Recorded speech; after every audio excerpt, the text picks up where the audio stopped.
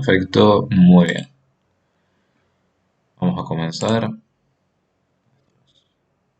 Bien, la semana pasada entonces habíamos trabajado ejercicios simples. Recuerden que les dije, que voy a silenciar algunos micrófonos.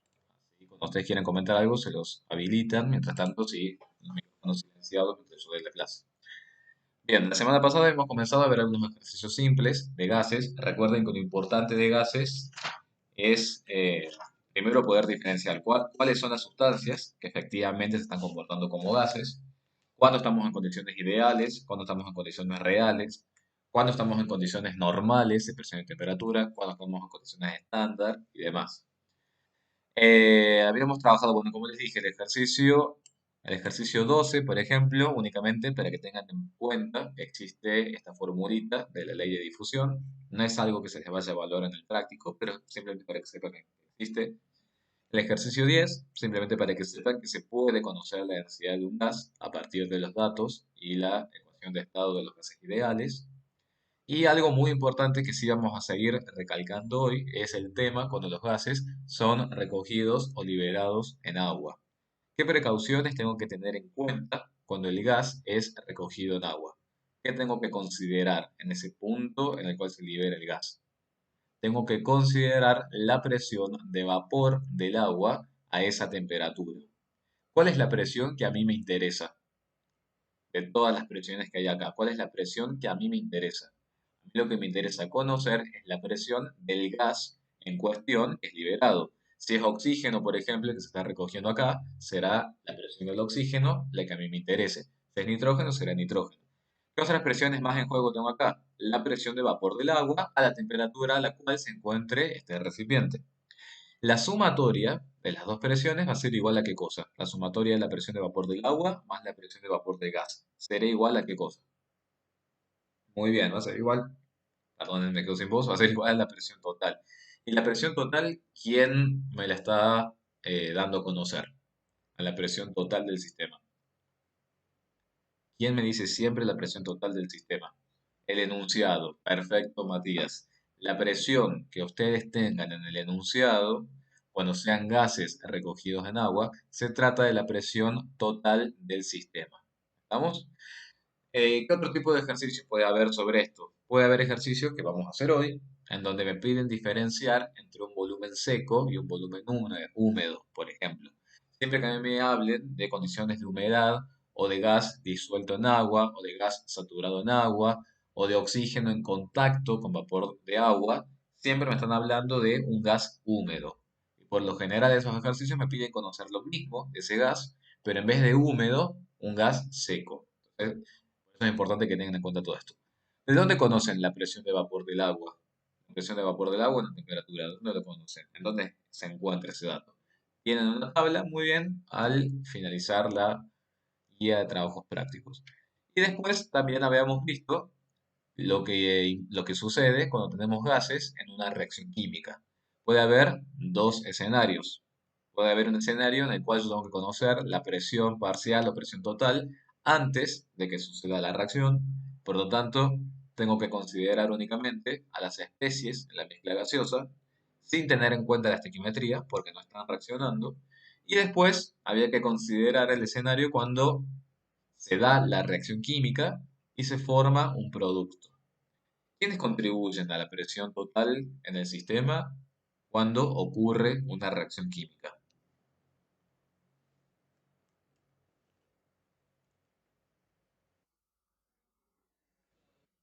A ver que responda alguien más, hay que responda alguien más de Pedro, que Pedro estoy seguro que lo sabe porque ya la ha cursado. Que responda alguien más. A ver, chicos, ¿quiénes contribuyen a la presión total del sistema cuando ocurre una reacción química? Por un lado, muy bien, por un lado van a ser las presiones parciales de los productos que se generen porque se está llevando a cabo una reacción química, y por otro lado va a contribuir también a esta presión total lo que quede del reactivo en exceso. ¿Qué pasa con el reactivo limitante? ¿Qué pasa con el reactivo limitante? El reactivo limitante se consume en su totalidad, por lo tanto, no participará de la presión total cuando termine la reacción química. Entonces, tengan en cuenta todo lo que les estuvimos diciendo, ¿no? ¿Quién contribuye a la presión total luego de una reacción química? La presión parcial del producto más lo que quede del reactivo en exceso, es decir, más el exceso. Bien, y existen finalmente estas gráficas que relacionan presión-temperatura, volumen-temperatura o presión-volumen, que simplemente se utilizan para poder visualizar con mayor precisión cuáles son las transformaciones que puede sufrir un gas. Vean, por ejemplo, el ejercicio 5 de la página 92. Acá, por ejemplo, el ejercicio nos da la gráfica presión en función de la temperatura. Para todo proceso en el que la presión varíe acorde a la temperatura, va a ser un proceso en el cual hay una variable que se va a mantener constante. Si la presión varía con la temperatura, ¿cuál va a ser la variable que se va a mantener constante a lo largo de todo ese proceso? ¿Cuál será la variable? El volumen. Muy bien, si la presión varía en función de la temperatura, la variable que se va a mantener constante es el volumen. ¿Esos procesos cómo se llaman? Los procesos en los que el volumen es constante. ¿Cómo se llaman esos procesos? Muy bien, son procesos isocóricos. ¿A lo largo de dónde puedo ver este volumen constante? El volumen se mantiene constante para todos los puntos que se encuentren incluidos a lo largo de esa recta que representa el volumen constante. ¿Cómo se llama esta recta? Isocora. ¿Bien? Isocora es la recta que recibe el nombre de aquella recta que contiene los puntos que tienen el volumen constante o el mismo volumen. ¿Qué pasa cuando el volumen es el que varía en función de la temperatura? ¿Cuál será la variable que se va a mantener constante? La presión. Esos procesos, ¿cómo se llaman? Isobáricos, perfecto. ¿Y en dónde veo esa presión constante? Lo veo a lo largo de la recta que contiene los puntos y que recibe el nombre de isobara. Perfecto. ¿Qué consideraciones tengo que tener en cuenta? Yo se las escribí aquí debajo.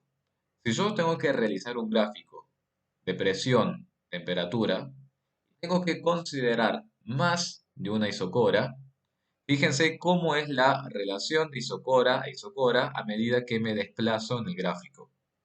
Si yo tengo presión en función de la temperatura y grafico una isocora, volumen 1, si yo quiero hablar de un volumen mayor, de un volumen constante mayor, fíjense que tengo que ubicar la recta por debajo de la primera isocora. Y si yo luego quiero hablar de un volumen constante aún mayor que los anteriores, tengo que ir colocando las rectas más abajo en el gráfico. ¿Estamos? Esto es fundamental que lo sepan. Cómo es la variación de isocora a isocora. A medida que yo voy descendiendo en la gráfica, el volumen es mayor. ¿A qué se debe esto? A las medidas experimentales que se hicieron con los gases. Todas estas gráficas surgen de hacer bastante trabajo experimental en el laboratorio. Y finalmente llegar a poder elaborar una tendencia y decir que en un proceso a volumen constante tengo que considerar más de un volumen, tengo que ubicar las isocoras de esa forma. Veamos el primer gráfico que me está diciendo. Ubiquen, por ejemplo, el punto 1 y el punto 2. La transformación que sufre el gas cuando se dirige del punto 1 al punto 2. ¿Qué tipo de proceso o transformación será? ¿Isocórico, isobárico o isotérmico? Del punto 1 al punto 2, si ustedes se fijan, se encuentran sobre la recta que le corresponde al volumen 1. Por lo tanto, el punto 1 y el punto 2 tienen el mismo volumen. ¿Se dan cuenta? Porque se encuentran sobre la misma recta, sobre la misma isocora V1. ¿Qué pasa cuando el gas ahora sufre una transformación y se dirige del punto 2 al punto 3? ¿Sobre qué recta o sobre qué eje se encuentra esta transformación? Del punto 2 al punto 3, si ustedes se fijan, se encuentra, es como si fuera una recta vertical que atraviesa al eje de las abscisas, en donde se encuentra la temperatura. El punto 2 tiene esta temperatura, el punto 3 tiene esta temperatura. La transformación de 2 a 3 es una transformación isotérmica. ¿Lo pueden ver? No es isobárico como estuvieron comentando, ¿vamos? Si fuera isobárica la transformación, sobre cómo tendrían que estar alineados los puntos si la transformación fuera isobárica. Muy bien, por ejemplo, 2 a 5, ustedes saben que el punto 2 y el punto 5 tienen la misma presión. El punto 2 y el punto 3 tienen la misma temperatura. ¿No varía la temperatura entre sus puntos? Me preguntan en el chat. No, el punto 2 y el punto 3 tienen la misma temperatura. Fíjate que si vos trazaras una vertical al punto 2 y una vertical al punto 3, te cortarían el mismo punto en el eje de la temperatura. Tienen la misma temperatura. ¿Entienden? ¿Qué pasa cuando yo voy del punto 3 al punto 4? ¿Qué tienen en común esos dos puntos, del punto 3 al punto 4? Ahí sí, muy bien, el punto 3 y el punto 4, si ustedes trazaran una horizontal a ambos puntos, verían que corta en el mismo punto al eje de las ordenadas, que es en donde se encuentra la presión. Por eso el punto 3 y el punto 4 tienen la misma presión y por lo tanto es un proceso isobárico. El punto 3 y el punto 4 tienen la misma presión de que otro punto. El punto 1, perfecto. El punto 3 y el punto 4 tienen la misma presión del punto 1. Por lo tanto, todos estos puntos, si sufrieran una transformación entre ellos, sería también isobárica. ¿Cómo es la? Bueno, nos quedan dos transformaciones más. De 4 a 5. ¿Qué tipo de transformación será de 4 a 5? Isotérmica. Bien, perfecto. ¿Y de 5 a 2? ¿Cómo será la transformación? Isobárica. Perfecto. Muy bien, chicos. Ese es el modo que tienen ustedes para poder leer todos los procesos y todas las transformaciones. ¿Se entendió este primer gráfico? Este es el gráfico que nos da la guía. Ahora nosotros lo tenemos que reconvertir. ¿Pero se entendió cómo ubicar eso que está ahí? ¿Qué volumen es mayor? ¿El volumen del punto 4 o el volumen del punto 2? Muy bien, el volumen del punto 4 es de mayor volumen que el punto 2. Perfecto. ¿Cómo es el volumen del punto 3 al punto 5, por ejemplo? Si quisiera hacer una transformación ahí, ¿cómo son los volúmenes? Muy bien, iguales, perfecto. El volumen 3 es igual al volumen 5. Excelente. Después, ¿hay algún otro punto que tenga el mismo volumen que el punto 4?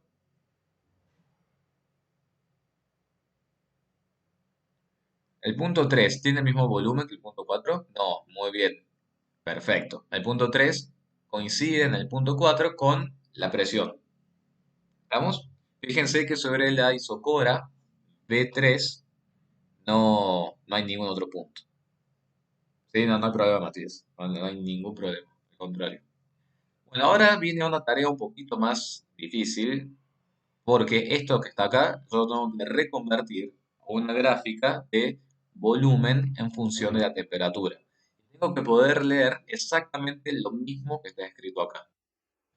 Si ustedes hacen volumen en función de la temperatura, ¿cuál era la variable que dijimos que se tiene que mantener constante? Volumen en función de temperatura. La presión, perfecto. Son procesos isobáricos. Por lo tanto, en mi gráfica yo tengo que dibujar isobaras. ¿Cuántas isobaras van a tener que manejar ustedes? Van a tener que dibujar tantas isobaras como presiones haya en su proceso. ¿Cuántos valores de presión vimos en este proceso anterior? Dos valores, muy bien. Una presión, y díganme si están de acuerdo, una presión es la que le corresponde al punto 1, 3 y 4, y otra presión es la que le corresponde al punto 2 y el punto 5. ¿Puede ser? Muy bien. Entonces yo tengo que poder dibujar dos isobaras en este gráfico. Pero, ¿qué precaución tengo que tener en cuenta cuando dibuje esas isobaras? Acá está, chicos. El orden en el que dibuje muy bien esas isobaras. Si ustedes tienen dos presiones y una es mayor que la otra, por supuesto, la presión mayor, la isobara que le corresponda a la presión mayor, se va a ubicar debajo de la isobara de presión menor. Entonces, nuevamente, al igual que con el gráfico anterior, a medida que yo descienda en el gráfico, va a ir aumentando el valor de la presión. Entonces, bueno, empecemos, intentemos graficar la primera transformación. La primera transformación me dice que tengo que ir desde el punto 1 hasta el punto 2. Al punto 1, al punto 2. El punto 1 al punto 2, ¿qué transformación es? ¿Cómo habíamos dicho que se llamaba de 1 a 2? Isocórica, perfecto. ¿Cómo son las presiones ahora, tanto del punto 1 como del punto 2? El punto 1 tiene una presión, muy bien, y el punto 2 tiene otra presión. ¿Quién tiene mayor presión? Muy bien, el punto 2 tiene mayor presión. Por lo tanto, el punto 1 lo tendré que ubicar en la primera isobara y al punto 2 lo tendré que ubicar en la segunda isobara, porque el punto 2 tiene mayor presión que el punto 1. Y ahora, ¿por qué los tengo que ubicar alineados al punto 1 y al punto 2? Los tengo que ubicar alineados, sí o sí, para que ambos corten al volumen en el mismo punto, porque tienen el mismo volumen. Lo mismo que estoy diciendo acá, tiene que estar reflejado acá. ¿Está claro? ¿Vamos bien hasta ahí? ¿Qué va a pasar del punto 2 al punto 3? Habíamos dicho antes que para ir del punto 2 al punto 3 se trata de un proceso isotérmico. Al igual que en el gráfico anterior, la temperatura también se ubica sobre el eje de las abscisas. Pero entonces yo les pregunto a ustedes cómo podemos hacer para graficar. Porque si yo tengo punto 2 y punto 3 isotérmico, tienen que cortar los dos puntos al mismo punto en la temperatura. Por lo tanto, si yo tengo el punto 2 acá, ¿cómo sé yo que el punto 3 efectivamente está acá arriba para que corte la temperatura y no puede estar el punto 3 acá debajo? ¿Qué me dirían ustedes para justificarme ese hecho? Muy bien, perfecto. Fíjense el punto 3. ¿Qué diferencia tiene con el punto 2? ¿Qué diferencia tiene el punto 3 con el punto 2? Muy bien, tienen presiones distintas. Perfecto. ¿Quién tiene mayor presión, el punto 2 o el punto 3, según este primer esquema? Muy bien, el punto 2 tiene mayor presión. Perfecto. Y en este gráfico que está acá, el punto 2, si tiene mayor presión que el punto 3 tiene que estar más arriba que el punto 2. ¿Por qué? Porque dijimos que las presiones disminuyen a medida que voy hacia arriba y aumentan a medida que voy hacia abajo. Por eso el punto 3 lo tengo que ubicar acá arriba y no acá abajo. ¿Lo pueden ver? Y a su vez, punto 2 y punto 3 ubicados en la misma vertical para decir que tienen la misma temperatura. ¿Están seguros de que ven esa transformación? ¿Alguna duda? De 3 a 4. ¿Qué pasa de 3 a 4? ¿Qué tipo de proceso es? Isobárico. Perfecto. De 3 a 4 es isobárico. Por lo tanto, el punto 3 tiene que estar en la misma línea con el punto 4, porque son procesos isobáricos. ¿Están de acuerdo? ¿Por qué el punto 4 lo tengo que dibujar hacia arriba y no lo podría dibujar hacia el otro lado? ¿Qué les parece? ¿Cómo me justificarían eso? De que 3 y 4 tienen que estar acá y no puede estar 4 más acá abajo, si tienen la misma presión. Muy bien, por la temperatura. Fíjense qué pasa con la temperatura y fíjense qué pasa con el volumen. Perfecto, lo pueden justificar de los dos modos. Fíjense que el punto 3 está a menor temperatura que el punto 4. El punto 3 está a menor temperatura que el punto 4. Si lo quisiéramos ver por el lado del volumen, ¿qué pasa con el volumen en este gráfico de presión-temperatura? El punto 4 tiene mayor volumen que el punto 3. El punto 4 tiene mayor volumen que el punto 3 si lo vemos a partir del eje de las ordenadas. ¿Estamos? Entonces, fíjense cómo consideramos todas las situaciones para poder hacer el gráfico. Y finalmente, en fin, bueno, no digo finalmente que faltan dos transformaciones. De 4 a 5, ¿qué pasa de 4 a 5? Es isotérmico. ¿Bien? Por lo tanto, tienen que estar sobre la misma vertical. El punto 4 y el punto 5 tienen que estar ubicados sobre la misma vertical. Y ahora yo les vuelvo a preguntar, ¿por qué 5 hacia abajo y no 5 hacia arriba? ¿Cómo me lo justificarían ustedes? Muy bien, por el tema de la presión. Perfecto. ¿Quién tiene mayor presión, el punto 4 o el punto 5? Muy bien, el punto 5 tiene mayor presión que el punto 4. Perfecto. Por eso lo puedo ubicar de ese modo, hacia abajo. Y a su vez, si ustedes se fijan, el punto 5, ¿con quién también estaría alineado en este gráfico? Y menor volumen. Muy bien. Muy bien, el punto 5 está alineado con el punto 3. ¿Estamos? Y si el punto 5 está alineado con el punto 3, está indicando que esa transformación de qué tipo es. Isocórica, que es lo mismo que yo estoy leyendo acá. Bien, 5 y 3. Y bien, ¿y cuál es el último paso que nos queda? Ir desde 5 hasta 2. De 5 hasta 2 es isobárico. ¿Estamos? Por eso el punto 5 y el punto 2 en este gráfico tienen que estar ubicados sobre la misma isobara. Y nuevamente, ¿por qué para ir desde 5 hasta 2 ubico el 2 acá y no lo puedo ubicar más arriba? ¿A quién tengo que tener en cuenta ahí para poder justificar varias cosas? Muy bien, lo puedo ver por el lado de la temperatura. Si ustedes se fijan, si van desde 5 hasta 2, el punto 2, se filmina. Si van desde 5 hasta 2, el punto 2 tiene menor temperatura. Por lo tanto, el punto 2 acá también tiene que tener menor temperatura. Y con el tema del volumen, ¿qué hubiera pasado? ¿Quién tiene mayor volumen, el punto 2 o el punto 5? El punto 5 tiene mayor volumen. Y si yo lo veo acá con la vertical, estoy diciendo exactamente lo mismo. El punto 5 tiene mayor volumen que el punto 2. ¿Estamos? Al principio yo les digo, las gráficas no es que salen así de una, porque obviamente acá ya está graficado, lo estoy comentando, pero a lo mejor haciendo uno o dos intentos, ahí recién sale por completo la gráfica. Es como cuestión de probar, ensayar qué gráfica es la que más se ajusta. No se pongan mal si no les sale de una la gráfica, porque creo que a nadie le sale de una las gráficas. Es cuestión de probar e ir ensayando con los puntos. ¿Está claro hasta acá?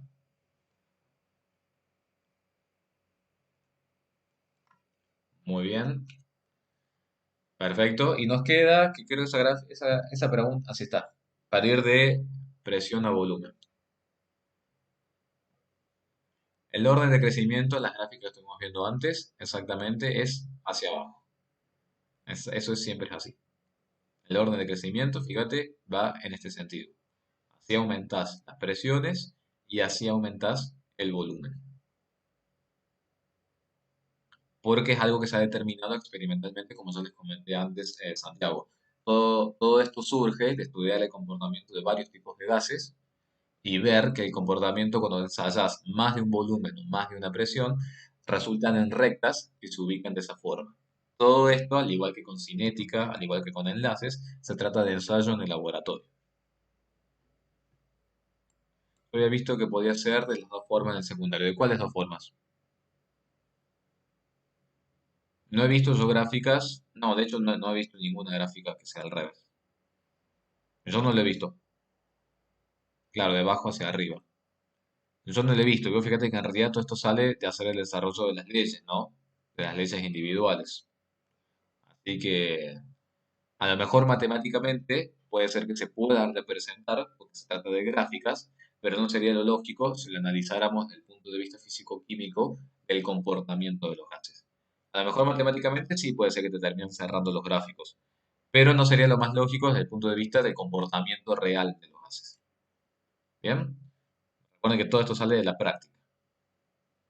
Pero bueno, yo te digo la verdad, yo no lo he ensayado de la forma inversa.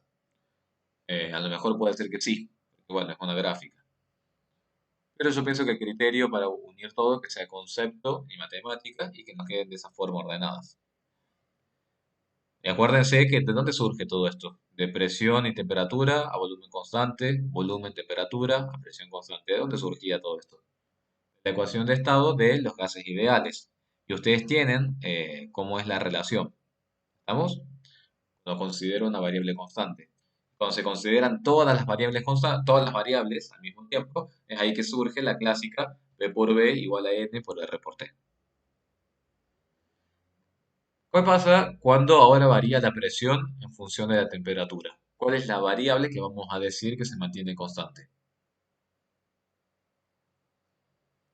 El volumen. Es la misma gráfica que teníamos antes. ¿Bien? Cuando ahora quiero acá en vez de la temperatura trabajar con el volumen, presión en función de volumen, la variable que se va a mantener constante es la temperatura. Y eso recibe el nombre de isoterma. Si ustedes analizan cuál es la principal diferencia entre este gráfico y estos gráficos que están acá. ¿Cuál es la principal diferencia? Muy bien, perfecto. ¿Y eso por qué será? Porque a mí se me ocurrió que sean rectas, que sean curvas, que sean parábolas. ¿De dónde surgirá todo eso?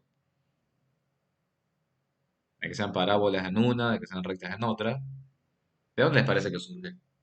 Muy bien, exactamente, Matías. Lamentablemente todo surge de los infinitos ensayos experimentales que se han hecho, que en realidad no es por la formulita, porque por ahí me dicen porque es inversamente directamente proporcional, está perfecto, pero recuerden que en realidad las fórmulas, ¿de dónde derivan? Todas las formulitas que ustedes han visto, de P por B, volumen sobre temperatura, ¿de dónde surge? ¿Por qué llegamos a las formulitas? Formulitas, chicos, es el paso final del método científico. Las formulitas, ¿de dónde surgen? Claro, exactamente. Las formulitas resumen el comportamiento generalizado de un sistema. Para poder llegar a una formulita y decir que las sustancias tendrían a comportarse bajo una fórmula, surge de hacer toda esa experimentación previa. Y cuando la generalización, la experimentación es suficiente, bueno, decimos, podemos dar a divulgar esta fórmula. Es el método científico que vemos en primer año del secundario.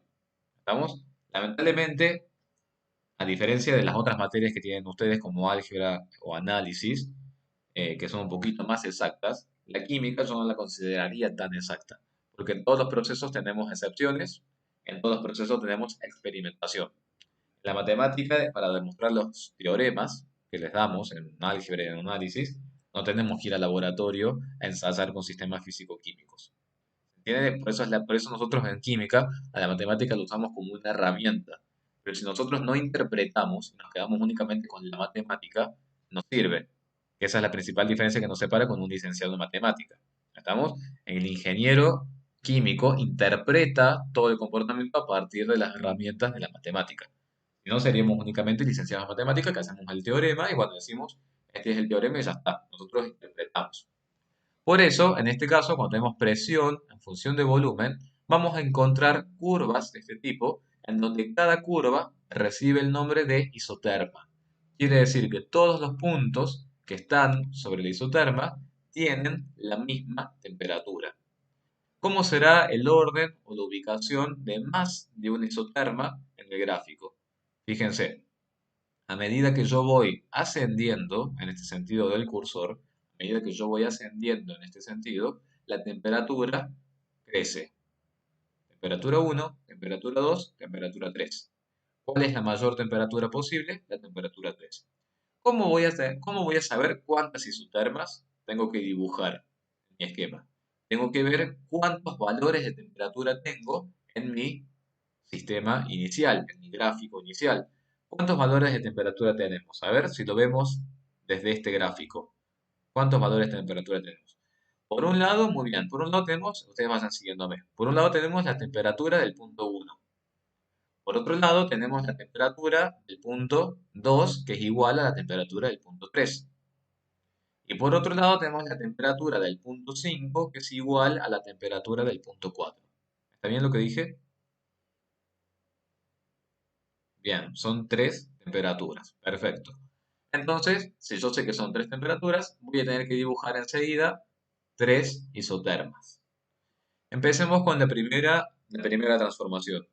Para ir desde el punto 1 al punto 2. Dijimos que era isocórica, ¿sí o no? Si es isocórica, quiere decir que en este esquema, el punto 1 y el punto 2 tienen que estar sobre la misma vertical. Y ahora nuevamente, ¿por qué el punto 2 yo no lo puedo ubicar más abajo? ¿Por qué no podría ubicar al punto 2 más hacia abajo? A ver si me lo podrían responder. Muy bien, perfecto, porque el punto 2 tiene mayor presión que el punto 1.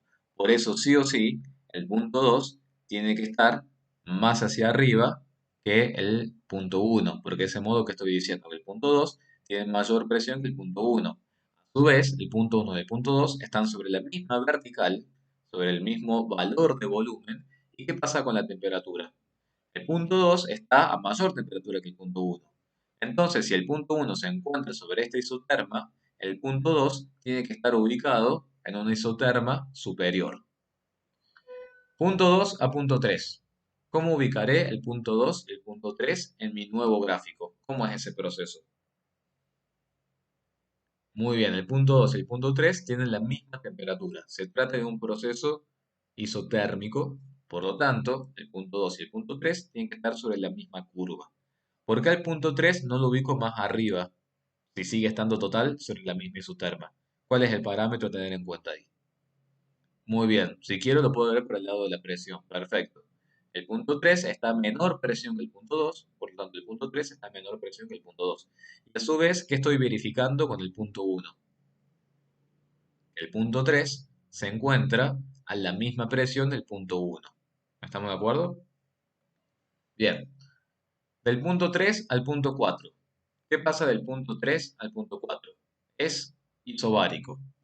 Por lo tanto, el punto 3 y el punto 4 tienen que estar sobre la misma horizontal. ¿Qué pasa con la temperatura? El punto 4 se encuentra a mayor temperatura que el punto 3. Por lo tanto, el punto 3 y el punto 4 tienen que estar ubicados de ese modo. El punto 4 tiene que estar ubicado en una isoterma superior a la segunda isoterma, para decir que el punto 4 está a mayor temperatura que el punto 3. El 4, y bueno, y también lo podría analizar por el tema del volumen. Muy bien, si lo analizamos acá, el punto 3 está sobre una isocora y el punto 4 está sobre otra isocora. La isocora B3 es de mayor volumen que la isocora B2. Y eso es lo que estoy viendo también acá cuando corto en el eje de las abscisas. Cuando voy de 4 a 5, de 4 a 5, estamos en un proceso isotérmico. Por lo tanto, 4 y 5 tienen que estar sobre la misma curva. ¿Por qué 5 no puede estar más debajo de 4? ¿Cuál es el parámetro que me lo impide? Muy bien, perfecto. Puedo analizarlo tanto por el menor volumen del punto 5 como por la mayor presión. Punto 4 tiene esta presión, punto 5 tiene esta presión. Punto 5 tiene mayor presión que el punto 4, lo que estoy afirmando. Y lo mismo pasa con el tema del volumen. El punto 5 tiene menor volumen que el punto 4, por lo tanto el punto 5 tiene que tener menor volumen que el punto 4. Y de 5 a 2, ¿qué les parece? Que es simplemente lo que tengo que hacer ahí, del punto 5 al punto 2. Muy bien, se trata simplemente de un proceso isobárico, por lo tanto, tienen que estar ubicados sobre la misma horizontal. Y eso es todo lo que habría que marcar. ¿Por qué no podría ir hacia el otro lado el punto 2? ¿Por qué no podría estar hacia el otro lado el punto 2? Muy bien, por el volumen, exactamente. El volumen, perfecto, lo puedo analizar. También lo podría analizar por el tema de la temperatura. Fíjense que el punto 2 está en una isoterma por debajo de la isoterma del punto 5.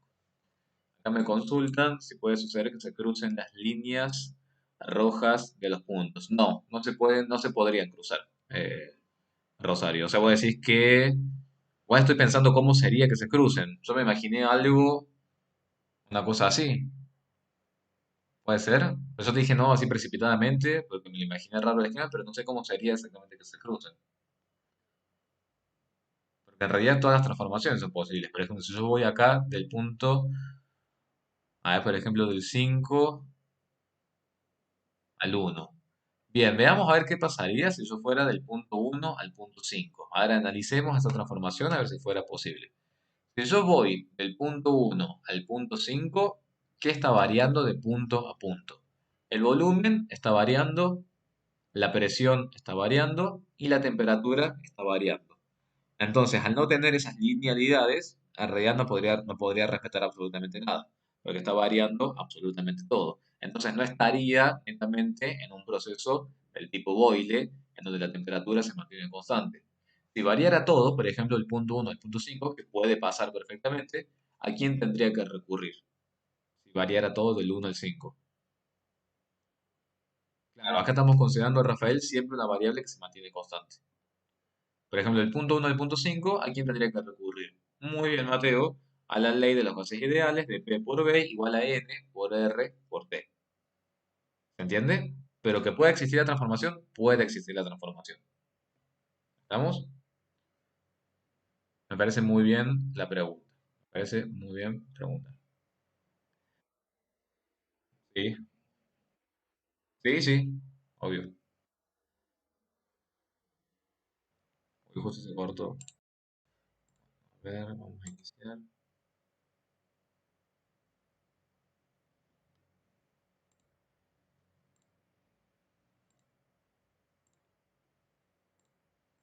Justo se cortó, no sé si está Tomás. Sí, ya está Tomás. Sí, sí, te escucho. Perfecto.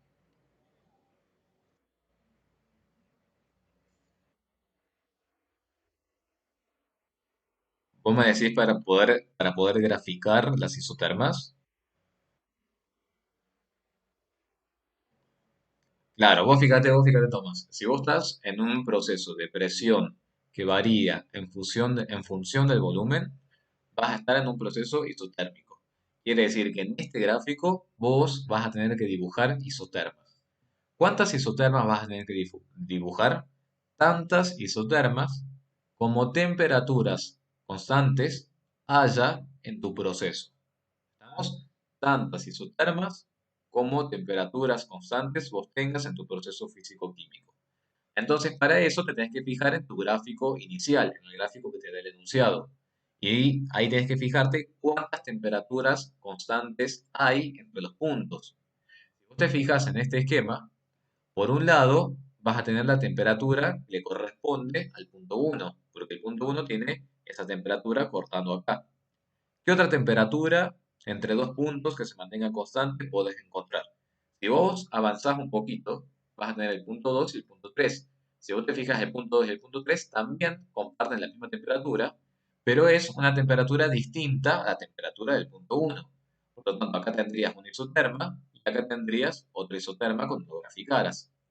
Y si siguieras avanzando, ¿qué tenés? El punto 4 y el punto 5, que también comparten la misma temperatura, pero a su vez es una temperatura superior a la temperatura de antes y superior a la otra temperatura de antes.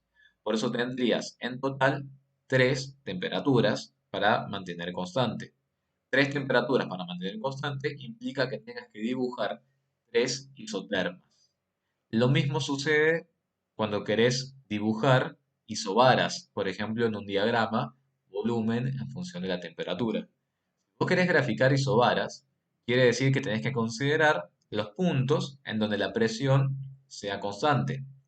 Entonces tenés que ir a tu proceso físico-químico, ver en el gráfico y analizar cuántas presiones constantes tenés.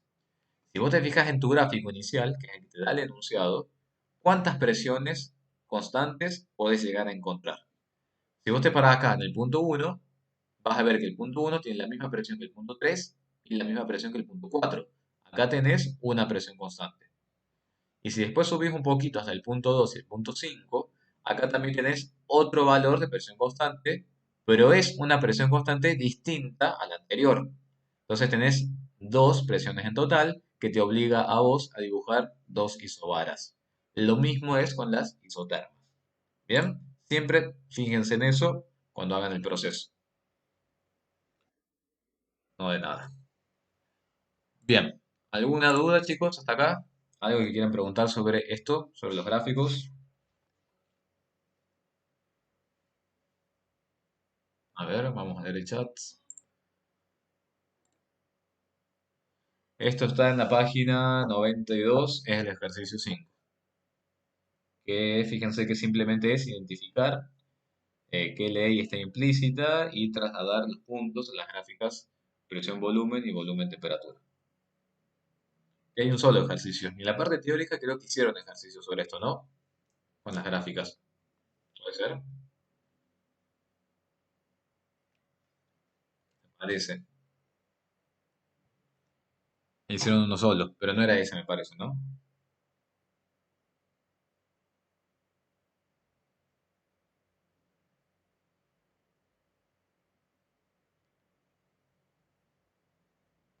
Ahora lo entendiste mejor, Matías. Perfecto. Me parece muy bien. Mejor. La idea es esa.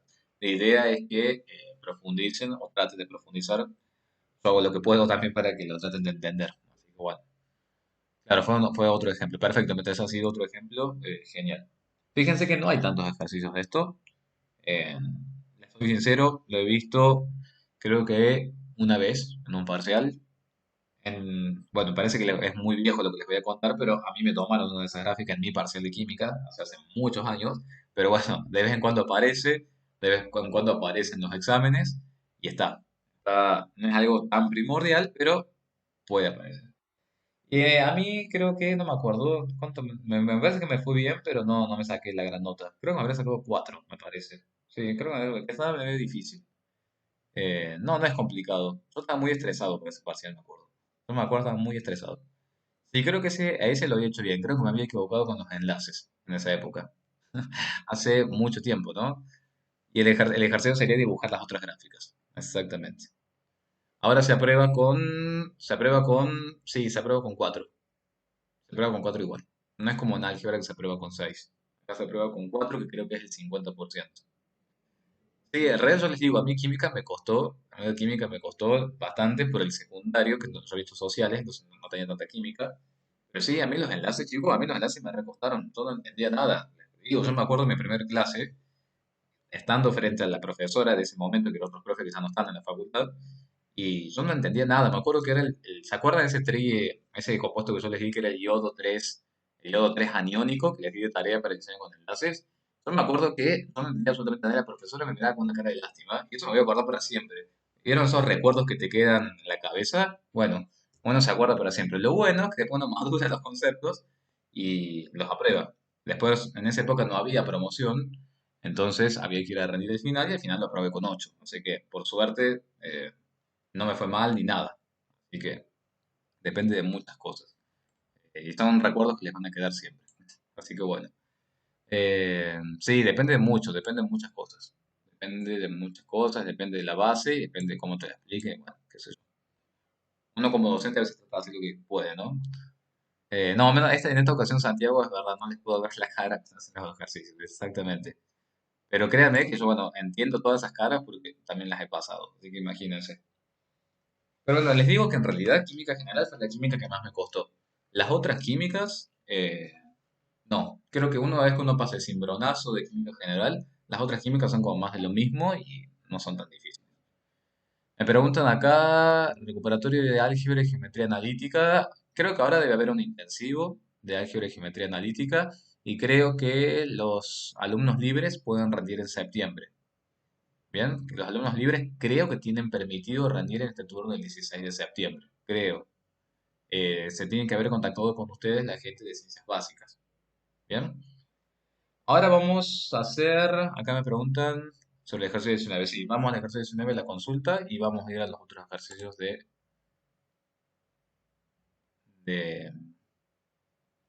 de volumen 6 y volumen 1. Acá está, sí, ejercicio 19.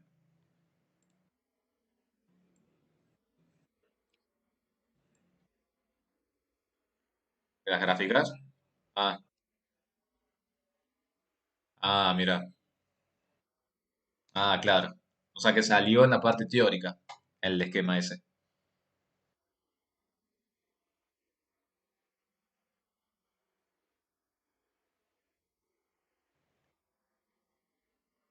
Claro,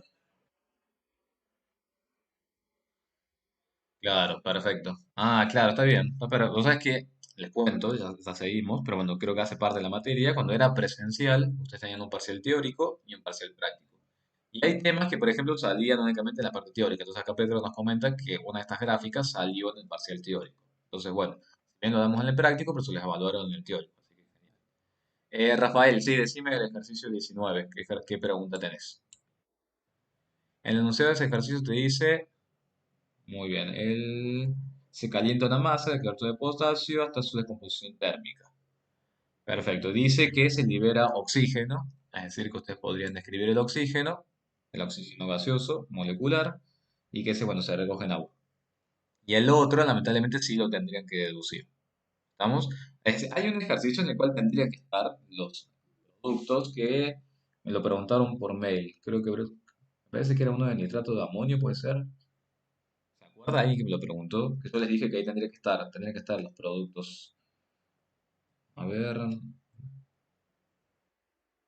ahí se acuerda, me lo dice, creo que el 16. Claro, por ejemplo en el 16, que no sé si Estefano era vos que me lo había preguntado, pero en el 16, los productos del nitrato de amonio deberían estar. ¿Estamos? Ahí sí deberían estar aclarados los productos. Que creo, Estefano, que yo te los había dicho. ¿Te acordás cuáles eran? Lo que les había dicho, uno tiene que ser amoníaco gaseoso, me parece, puede ser, para poder encontrar ahí la especie gaseosa. Para que le paso lo anoten en el ejercicio 16. Y después acá Mateo me pregunta, sí, como recomendación, siempre que ustedes tengan una oxosal y se descomponga térmicamente para liberar oxígeno, el otro producto que se forma es la sal binaria que queda sin el oxígeno. ¿Bien? Para que lo tengan en cuenta siempre que se descompongan oxosales. Liberan el oxígeno y luego forman la sal binaria que queda. Acá, bueno, anoten chicos, claro, por ejemplo, no era eh, amoníaco. Fíjense que Estefano me dice que eso se lo respondí. Cuando se descompone el nitrato de amonio, se descompone en vapor de agua y en ese óxido de dinitrógeno, para que lo tengan en cuenta. Y acá está la respuesta de la descomposición. Pero bueno, en el 16 sí, ya lo tengo anotado para modificar para el año que viene, que ahí los productos de reacción deberían indicarse, pero eso sí no hay manera de que lo sepan. Yo tampoco. O sea, eso debería estar. Ahora, en estas convenciones, con respecto a las autosales, sí, eso sí, podrían saberlo. Bien, vamos a hacer el ejercicio. A ver, ¿dónde estamos? Vamos a hacer el ejercicio 20. Hay un ejercicio que sí, táchenlo, no lo vamos a hacer. El 22, el 22 chicos, táchenlo, no lo vamos a realizar. A lo mejor sí nos quedará tiempo después de soluciones, lo podemos comentar, pero no nos vamos ahora a amargar la vida con ese ejercicio. Tiene demasiadas cosas que la verdad yo lo hubiera sacado de la guía. No sé si lo tienen, el 22 es el que dice, porque a lo mejor eso lo sacaron, eso no me enteré.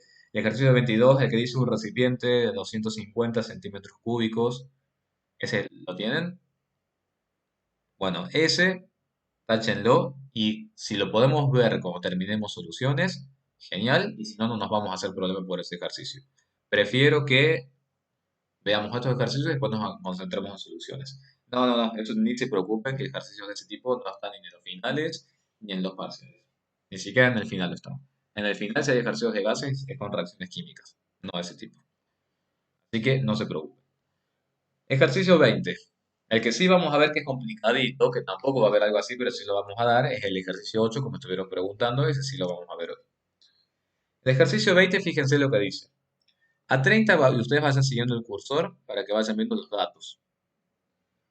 A 30 grados Celsius y presión de 750 milímetros de mercurio, 30 grados Celsius y presión de 750 milímetros de mercurio, una masa de aire saturado ocupa un volumen de 90 litros y luego se comprime dicha masa. ¿Qué era comprimir dicha masa? ¿Alguien se acuerda? Se me dice comprimir dicha masa. Recuerden que era como la jeringa, que se imaginen que van aplastando.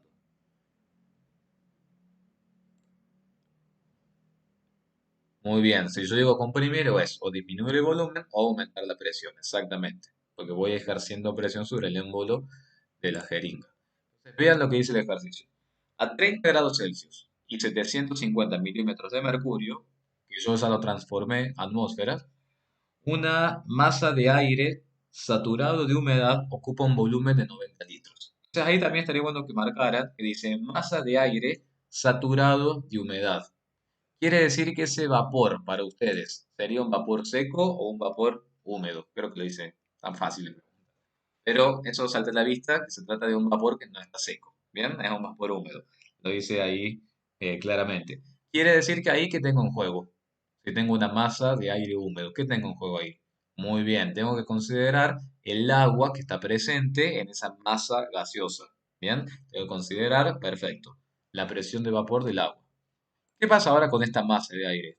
Dice que se calienta, puede ser hasta 40 grados Celsius, y se comprime hasta una presión, fíjense, 4 veces superior. O sea, le hacen tanta presión que logran llevar este valor hasta un valor 4 veces superior. Si ustedes esto lo multiplican por 4, les da 3,95 atmósferas. Y el ejercicio me pide averiguar, calcular el volumen que ocuparía dicha masa de aire en las nuevas condiciones. Quiero ver si acá me dice algo más. comprime dicha masa hasta una presión 4 veces superior a que una temperatura 4 grados Celsius. Bien. Yo les comento entonces cómo procedí en este ejercicio. Si yo sé que estoy a 30 grados Celsius, 0,987 atmósferas y ocupo un volumen de 90 litros, lo primero que yo podría hacer acá es ver cuánto gas efectivamente tengo. Y sobre todo, cuánto gas efectivamente tengo libre de agua. Para poder sacarme de encima el problemita del agua, ¿a quién tendría que considerar? Tendría que considerar la presión de vapor del agua a esta temperatura de 30 grados Celsius. Si lo buscan en la tabla va a ser de 0,042 atmósferas. Esta presión que les indica el enunciado, ¿a quién le corresponde? Esa presión que figura ahí en el enunciado para esa masa de vapor. Esta presión, muy bien, es la presión total del sistema. Es la presión total a la cual se encuentra sometida la masa de aire húmedo. Entonces, si yo quisiera saber cuál es escúchame, la masa del gas seco, la masa del gas sin agua, ¿qué tendría que hacer con esta presión total? ¿Qué les parece? Muy bien, a la presión total le tendría que restar el valor de la presión de vapor del agua a esa temperatura. Entonces, lo que yo hice en este primer paso es despejar el número de moles de gases que yo tengo en estas condiciones y en condiciones secas. Entonces, veamos. Si yo quiero despejar el número de moles, ¿de dónde lo voy a hacer? De P por B igual a N por R por T. Eso me va a quedar, ustedes van siguiéndome, P por B sobre R por T, ¿cierto? P por B sobre R por T, para despejar el número de moles. La presión esa, si queremos ver el número de moles seco, esa presión va a ser la presión total menos la presión de vapor del agua. ¿Me van siguiendo? Pero acá estaría considerando únicamente la presión del gas de interés. Ese gas de interés dijimos que es P, lo tengo que multiplicar por V, que es el volumen que ocupa. ¿Cuánto ocupa? 90 litros, que es el dato. Sobre R, que son los 0,082, que estoy trabajando con litro atmósfera mol Kelvin, por la temperatura del sistema, que son los 30 grados Celsius. ¿Bien? 30 grados Celsius, si yo lo convierto a Kelvin, son los 303 Kelvin. ¿Estamos de acuerdo? ¿Se entendió hasta acá? Bien. ¿Qué hice yo acá? Yo acá despejé, acá Brandon me dice, no, es presión de vapor del agua, Brandon, no es fósforo. ¿Qué hice acá entonces? Calculé el número de moles gaseosos secos y por eso tuve que restarle a la presión total la presión de vapor del agua. ¿Qué va a pasar con estos moles secos? Dice, pero el volumen que ocupa el agua no me afectaría la ecuación. No, porque vos estás trabajando, Santiago, únicamente con tu gas seco. Al estar trabajando con tu gas seco, a vos te interesa únicamente la presión del gas seco y el volumen que ocupa el gas seco. Y ese volumen que ocuparía el vapor de agua, no lo podés diferenciar. Lo que acordás es que al ser una masa gaseosa, estos 90 litros involucran a todo. No podés diferenciar exactamente cuánto le pertenece al gas seco y cuánto le pertenece al volumen. Lo que acordate es que el gas, al ocupar todo el volumen del recipiente, ese gas también está ocupando los 90 litros. ¿Me entendés lo que te quiero decir? El gas que a vos te interesa, seco o húmedo, también ocupa los 90 litros. ¿Estamos? Perfecto. Estos moles, como bien yo les estaba comentando, estos moles se comprimen. Se comprimen hasta una nueva presión, hasta llegar hasta 3,95 atmósferas y hasta una nueva temperatura. Y a mí lo que me pide el ejercicio es calcular el volumen que ocuparía dicha masa de aire. Yo ahí le agregaría, chicos, calcular el volumen que ocuparía dicha masa de aire seco, en la consigna. Calcular el volumen que ocuparía dicha masa de aire seco. Si yo quisiera ver el volumen que ocupan estos moles gaseosos. ¿Qué podría hacer? Despejar de la formulita de los gases ideales, ¿cierto? P por B igual a NR por T. Y despejo el volumen. Si yo quisiera despejar el volumen, ¿tengo todos los datos como para poder hacerlo? ¿Qué les parece? Tengo el número de moles, que son los que se comprimen, 3,42. Tengo la constante universal de los gases, 0,082. ¿Tengo la nueva temperatura? Sí, tengo la nueva temperatura, que son los 40 grados Celsius, que convertidos a Kelvin son los 313 Kelvin. ¿Quién me está faltando también considerar acá? Tengo N, tengo R, tengo T. ¿Quién me está faltando? Me está faltando la nueva presión. ¿Cuál es la nueva presión total? La nueva presión total es esta presión a la cual yo llevé mi masa gaseosa, hasta 3,95 atmósferas. Pero acuérdense que estos 3,95 atmósferas están siendo afectados también por la presión de vapor del agua. Entonces tendré que buscar cuál es la presión de vapor del agua a los 40 grados Celsius y a esos 3,95 restarle los 0,073. ¿Estamos? Entonces, bueno, reemplazo, hago los cálculos como corresponde, verificando las unidades, y me encuentro que el volumen que ocuparía la misma masa de aire, pero en condiciones de sequedad, y a una nueva presión y a una nueva temperatura, van a ser 22,6 litros. ¿Se entendió este ejercicio? Procesenlo, véanlo. Fíjense que es más lo mismo que estuvimos hablando de gas recogido en agua. ¿De qué fórmula despejé el número de moles de P por B igual a N por R por T? De ahí despejé el número de moles. Fíjate que si vos despejas el número de moles, ¿cómo te va a quedar? P por B sobre R por T. P es la presión de tu gas seco, entonces la presión total, menos la presión de vapor del agua a los 30 grados Celsius. Luego vas a tener el volumen de 90. Luego tendrás R, que son los 0,8082, y tendrás T, que son los 303. ¿Estamos? Piénsenlo, véanlo, el ejercicio, procesenlo. ¿Alguien lo había resuelto ya, de casualidad?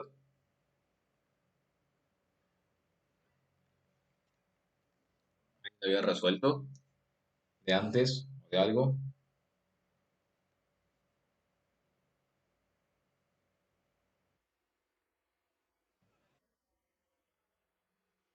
Que estos ejercicios Pedro, perdón, estos ejercicios Pedro, sí eh, sí lo hicimos en el cuatrimestre pasado. ¿Vamos? Acá me preguntan, a ver, vamos a leer. Me dice Octavio que lo hizo pero sin restarle la última presión. Está perfecto, si lo hacen sin restarle la última presión, ¿qué estarían encontrando? Si lo hacen sin restarle la última presión de acá, ¿qué estarían encontrando? Muy bien, estarían encontrando el volumen total que corresponde a todo. No estarían encontrando la masa de aire seco, exclusivamente de aire seco. Déjame entender un segundito, estas preguntas. Me dice Mateo, por ejemplo, sería lo mismo a la presión del volumen seco, del inicio, multiplicarla por 4. La presión del volumen seco del inicio. Vos, Mateo, fíjate que el dato que tenés en el enunciado como presión inicial son los 0,987, que le corresponden a toda la mezcla gaseosa. Y a toda la mezcla gaseosa vos la comprimís hasta 4 veces una presión superior. Por lo tanto, vos tenés que multiplicar 4 veces la presión superior, la presión inicial de toda la masa gaseosa. No podés saber todavía cuál es la presión del volumen seco, porque no sabes cuántos moles tenés todavía. No sé si es eso, Mateo, lo que me estás preguntando. A ver, perfecto. Bien, porque por ahí me cuesta interpretar, pero como les digo, si estamos en la clase sería más fácil interpretar. Pero bueno, estoy haciendo lo que se puede. Me dice Rafael, ¿tiene algún significado que te diga que algo que está saturado? Sí, redacté mal, dice Mateo. No importa, no pasa nada, chicos. Me dice algo de saturado. ¿Dónde estaba? Acá. ¿Tiene algún significado que te diga algo que está saturado? Porque, sí, saturado, que eso es lo que quiero ver, que se los voy a mostrar ya ahora mismo, para que trabajemos con eso. No, está química. Eso saturado tiene que ver con la cantidad en realidad de vapor que existe, de vapor y de agua que están coexistiendo al mismo tiempo. Y eso lo ves en las gráficas. Eso es lo que les quiero mostrar ahora. ¿Dónde estamos? Esto es aquí. En la guía acá de ustedes. La guía de química, guía de líquidos. No, no tengo acá la guía de usted. Bueno, apenas se corte la reunión, busco dónde tengo el archivo de la guía de usted, pero yo estoy seguro que lo tenía en algún lado. A ver. Bueno, acá tengo la carpeta del parcial, chicos. Esas cosas no las pueden ver. No, mentira. Bueno, a ver. No, pero es parcial el cuatrimestre pasado. A ver, ¿dónde estamos? Quiero ver. Hay una guía, la guía de ustedes, ahí están con unos gráficos. Les estoy mostrando todo lo que tengo en la carpeta. Ejercicios líquidos, primer parcial. Ejercicios de geometría, primer parcial. Una carpeta bastante confidencial, pero bueno. Mientras no abra los archivos. eh, bueno, apenas se corte esta reunión, voy a buscar donde tengo el archivo con la guía, porque ahí tienen las gráficas. Pero básicamente vos podés tener dos tipos. De, bueno, la próxima cualquier cosa abro los archivos. No, bueno. No se preocupen que son ejercicios de este tipo. ¿Sí? No, no se preocupen. Son ejercicios exactamente como estos que están acá. Eh, no se puede, Alejo, vos sabés que no se puede, claro. No se puede compartir. Descarga el AnyDesk. ¿Cuál es ese? Esa aplicación no la conozco. AnyDesk. Y esa no sé para qué sirve. Pero bueno, a la pregunta que me hacía Rafael. Vos podés tener vapor saturado, que es el punto en el que coexisten vapor y líquido al mismo tiempo. Vos también podés tener vapor sobresaturado y también puedes estar debajo de la línea de saturación.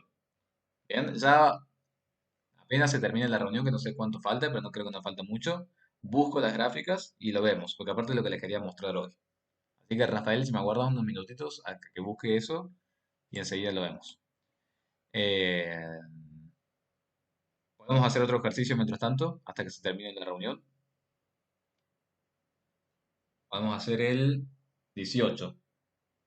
Vamos a hacer el 18, a ver si que es más o menos parecido. Fíjense el ejercicio 18. Una muestra de oxígeno saturada de vapor de agua, es decir, que nuevamente se trata de un oxígeno húmedo, ocupa 486 centímetros cúbicos a 20 grados Celsius y 790 milímetros de mercurio. Muy parecido al ejercicio anterior. Calcular el volumen que ocuparía el oxígeno seco a 25 grados Celsius y 800 milímetros de mercurio. Entonces, bueno, a ver, ¿qué dato inicial tengo? Tengo el volumen que ocupa el gas, la masa gaseosa, tengo la temperatura y tengo los 790 milímetros de mercurio. Esos 790 milímetros de mercurio, ¿qué vienen a representar? 790 milímetros de mercurio. Muy bien, esos 790 milímetros de mercurio representan la presión total. A esa presión total, que estoy viendo dónde lo tengo yo acá, acá está, son los 1,04, los 790 milímetros de mercurio, que yo ya lo transformé en atmósferas, son los 1,04. Aquí, ¿qué le tengo que restar a esos 1,04? Le tengo que restar la presión de vapor del agua a los 20 grados Celsius o 293 Kelvin. Si ustedes lo buscan, les va a dar eso. Entonces, ¿qué les parece que yo estoy haciendo acá en este primer cálculo? Estoy despejando el número de moles. ¿Bien? Estoy despejando el número de moles considerando qué cosa. La presión del gas seco, estoy considerando el volumen del gas, que son los 0,486. Estoy considerando R y también estoy considerando la temperatura de 20 grados Celsius. Estos moles que yo calculé acá, ¿qué vienen a representar? Esos moles que están ahí calculados. Muy bien, vienen a representar los moles del gas seco sin agua. Perfecto, sí. Siempre que ustedes se saquen de encima la presión de vapor del agua, estos ya son moles gaseosos secos. ¿Qué me pide averiguar el ejercicio? ¿Cuál es el nuevo volumen que ocuparía ese oxígeno seco cuando ahora las condiciones sean de 25 grados Celsius y 800 milímetros de mercurio? ¿Me hace falta ahí hacer alguna resta de algo para calcular el nuevo volumen? Me piden averiguar la masa que ocuparía el gas seco a esas nuevas condiciones. No me hace falta hacer ninguna resta. Si yo quiero calcular el volumen, lo despejo a partir de P por B igual a N por R por T. Por lo tanto, B va a ser igual a N, que son los moles que yo calculé antes, R, la constante de los gases, la temperatura, que son los 298 porque ahora es a 25 grados Celsius, Y la presión, que como no me aclara más nada, por lo que me dice que esas nuevas condiciones son los 1,05 atmósferas que representan los 800 milímetros de mercurio. Entonces, ese será el volumen. Es exactamente parecido al de antes. Matías me pregunta, ¿que un gas húmedo lo único que pueda contener es... Pero que un gas húmedo lo único que puede contener es agua? ¿O puede ser húmedo conteniendo otra cosa? No sé si me expliqué bien. Cuando se le dice gas húmedo, está haciendo referencia a que únicamente contiene agua. El gas puede estar disuelto en cualquier tipo de solución. Vamos, no necesariamente tiene que ser agua, pero eso se aclara y se especifica. Cuando se dice gas húmedo o masa de aire saturada en vapor o algo, está haciendo referencia siempre a un gas recogido en agua. Si fuera en otro tipo de solución que existe, lo tendría que aclarar. Si no dice nada, es porque es en agua. Bien, me gustaría que ustedes hicieran, o si quieren lo podemos charlar, pero eso sí me gustaría que lo hicieran de tarea a ustedes, el ejercicio 21, por ejemplo. El ejercicio 21, o si quieren lo podemos charlar y ustedes lo hacen. Pero fíjense lo que dice el ejercicio 21.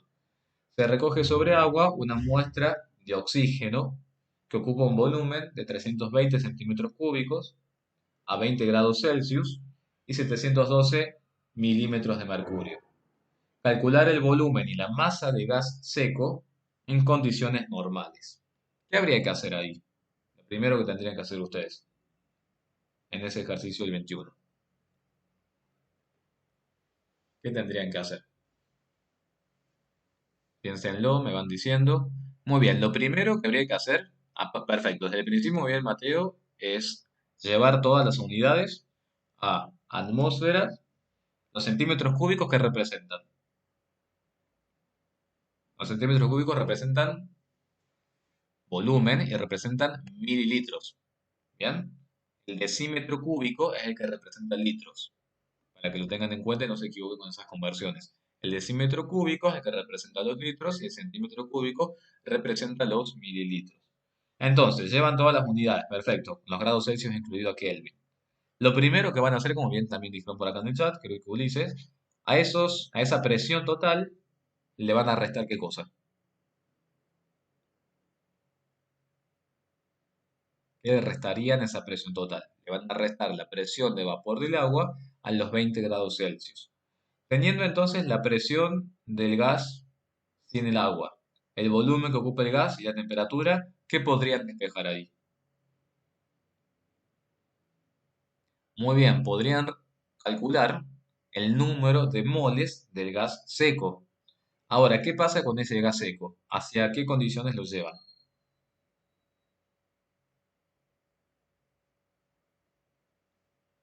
A ese gas seco lo llevan a condiciones normales. ¿Cuáles eran las condiciones normales? Una atmósfera que era 25 o 0. 0 grados Celsius. ¿Estamos? Es una atmósfera y 0 grados Celsius. Ustedes recuerden siempre que 25 es estándar. Si no se acuerdan, o por ahí les cuesta sabérselo de memoria, porque hay algunas cosas que hay que saberlas de memoria lamentablemente, ustedes piensen en un día normal, en un día estándar, una temperatura promedio es de 20-25 grados Celsius. Entonces, cuando les digan estándar, imagínense un día normal, tranquilo, y digan, bueno, es 25 grados. Entonces ahí se van a dar cuenta que estándar es 25 y normal es 0. Bueno, cuando es el número de moles gaseosos secos, un día normal, no, claro, hoy no sé cuánto estará haciendo, pero hoy puede hacer, sí, hoy puede hacer, ¿no? Aproximadamente esas temperaturas, ¿no? Hoy tenemos en condiciones normales. Hoy serían condiciones normales, exacto. Con ese volumen seco, las condiciones normales, ¿qué van a despejar ahí? Porque no sé, ¿alguien está en el sur ahora que haga mucho frío o no? Por eso me están diciendo. Claro, con eso puedes despejar el volumen. Con eso exactamente, Matías. Estás en el sur, claro. ¿En qué parte estabas, Matías? Ah, en Santa Cruz. ¿Y cómo está? ¿Ya hace mucho frío? ¿O hace 15, 20, 10 grados hace? Bueno, qué lindo, 10 grados. A mí porque me gusta el frío, pero bueno, mejor, 10, entre 10 y 15 grados, mejor. Bueno, con eso muy bien despejan el volumen a partir de la formulita y ya estaría el ejercicio. Y la otra parte que dice la masa de gas seco, ¿cómo la calcularían? Esa masa de gas seco, que también dice el ejercicio. Muy bien, los moles que calcularon los llevan a gramos y ya estaría.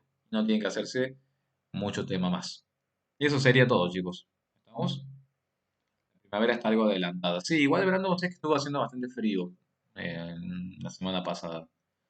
Pero después, como yo digo, hay verano desde marzo hasta septiembre. Bueno, yo digo lamentablemente porque a mí no me gusta tanto, pero hay más verano que invierno acá por lo menos en Córdoba. Bien, ¿se entendieron estos ejercicios, chicos? Son todos ejercicios de vapor en agua, nunca es de gas seco. ¿Se entendió todo esto? La presión de agua, la presión de agua hay que restar. Sí, eso Josefina está en la tabla, en las tablas que tiene al final. Ahí está una tablita donde hay todas las presiones con las temperaturas que le corresponden al agua. Entonces, nunca se olviden de considerar eso. Siempre lean bien el enunciado. Si ustedes leen bien el enunciado, van a poder ver si les está diciendo que están en una condición de este tipo.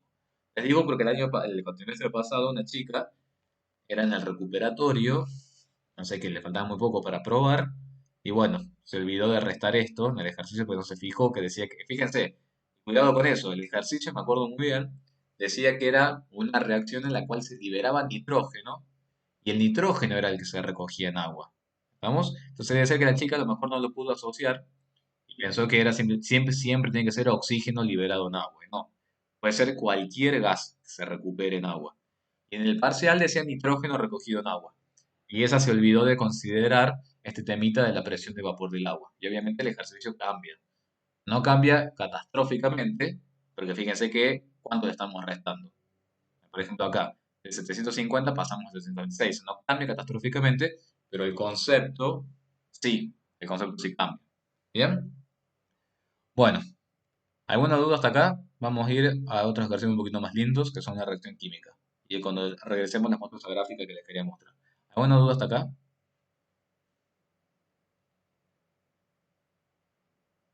¿Algo que quieran consultar? Parece que no. Sí, sí, sí.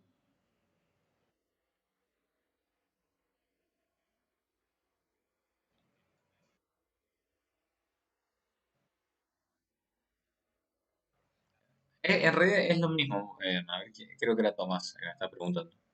En realidad es lo mismo, Tomás, porque el concepto y el escenario físico-químico es el mismo. Se trata de gas mezclado con agua.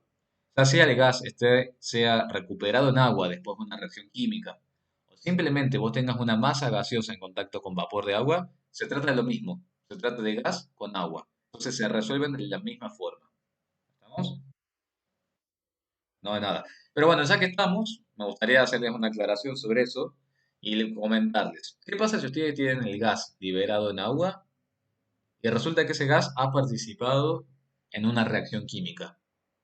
Si el gas se ha sido liberado en agua y ha participado en la reacción química, los datos que a mí me interesen para hacer la estequiometría de la reacción, por ejemplo, si tengo que averiguar la pureza del reactivo, ¿con qué datos voy a trabajar de ese gas? De ese oxígeno liberado en agua, ese nitrógeno liberado en agua. ¿Qué datos me interesan del gas para la estequiometría de la reacción? ¿Qué datos me interesan? Muy bien, o sea, me interesa el gas seco. ¿Estamos? Que el gas se libere en agua, que el gas se libere en agua es simplemente una condición netamente operativa. Pero en realidad el que participó de la reacción, ¿quién fue? ¿El gas seco o el gas húmedo? El gas seco es el que participó de la reacción. Entonces, el que interesa para hacer todos los cálculos luego en la reacción es el gas seco. Acá me pregunta si se libera en agua con algún motivo. En algunos casos sí, se hace con, o sea, mejor dicho, siempre que un gas se recupera en agua, se hace con el propósito únicamente de facilitar su recuperación. O a veces cuando las condiciones no son óptimas, como para que el gas se libere directamente a la atmósfera en gases que son extremadamente corrosivos, sobre todo los que están a veces en las salidas de las chimeneas de algunas empresas, algunas industrias. Entonces no puede ser liberado directamente en la atmósfera. Primero a veces hay que recogerlo en agua y luego ver qué tratamiento se le hace para ver cómo se hace la disposición final. ¿Vamos? O sea, son condiciones operativas, no hacen a la reacción química.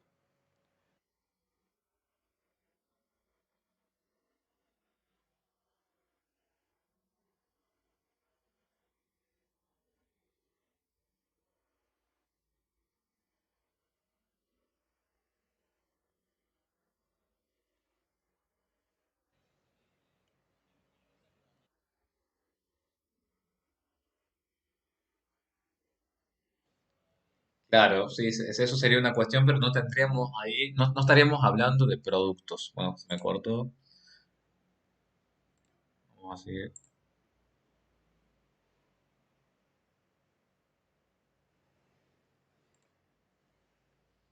Lo que me estaban preguntando, bueno, antes de que comparte la pantalla voy a buscar esa gráfica que les había dicho. Mientras tanto, voy comentando. A ver,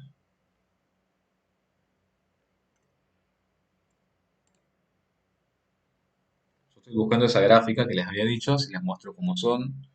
Creo que eso ustedes lo tienen en la guía, puede ser. ¿La guía está en el aula virtual o estaba en... Creo que está en el aula virtual.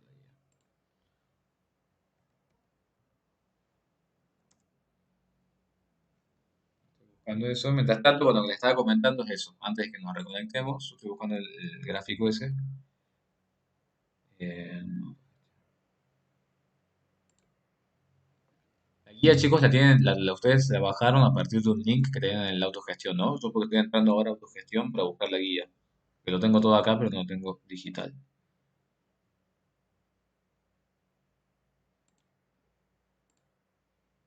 Leer lo que me dice en el chat.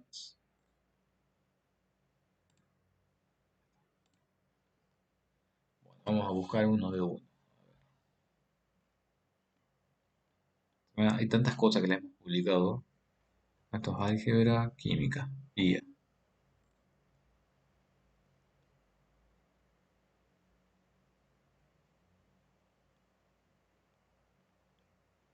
Seguimos.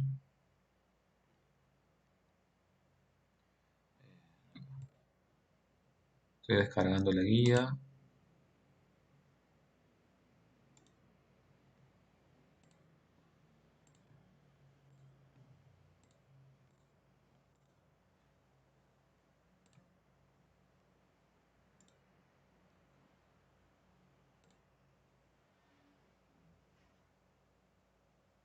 No se descargó.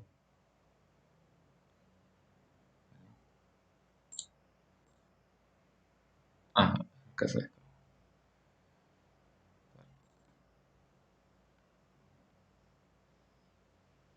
Bueno, ahora sí.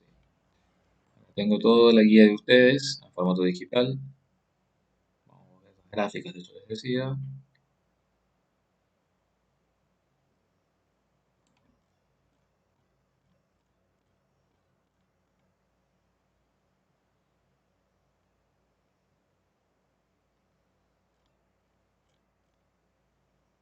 Bien.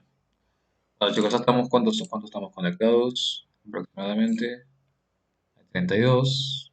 Bien, cada vez va bajando más la cantidad. No puede ser. Algo tenemos que hacer. Bien, ¿pueden ver ahí la pantalla todo normal? ¿Están viendo? Porque abrí tantas cosas. Bien, perfecto. Bueno, eso es lo que les estaba comentando recién.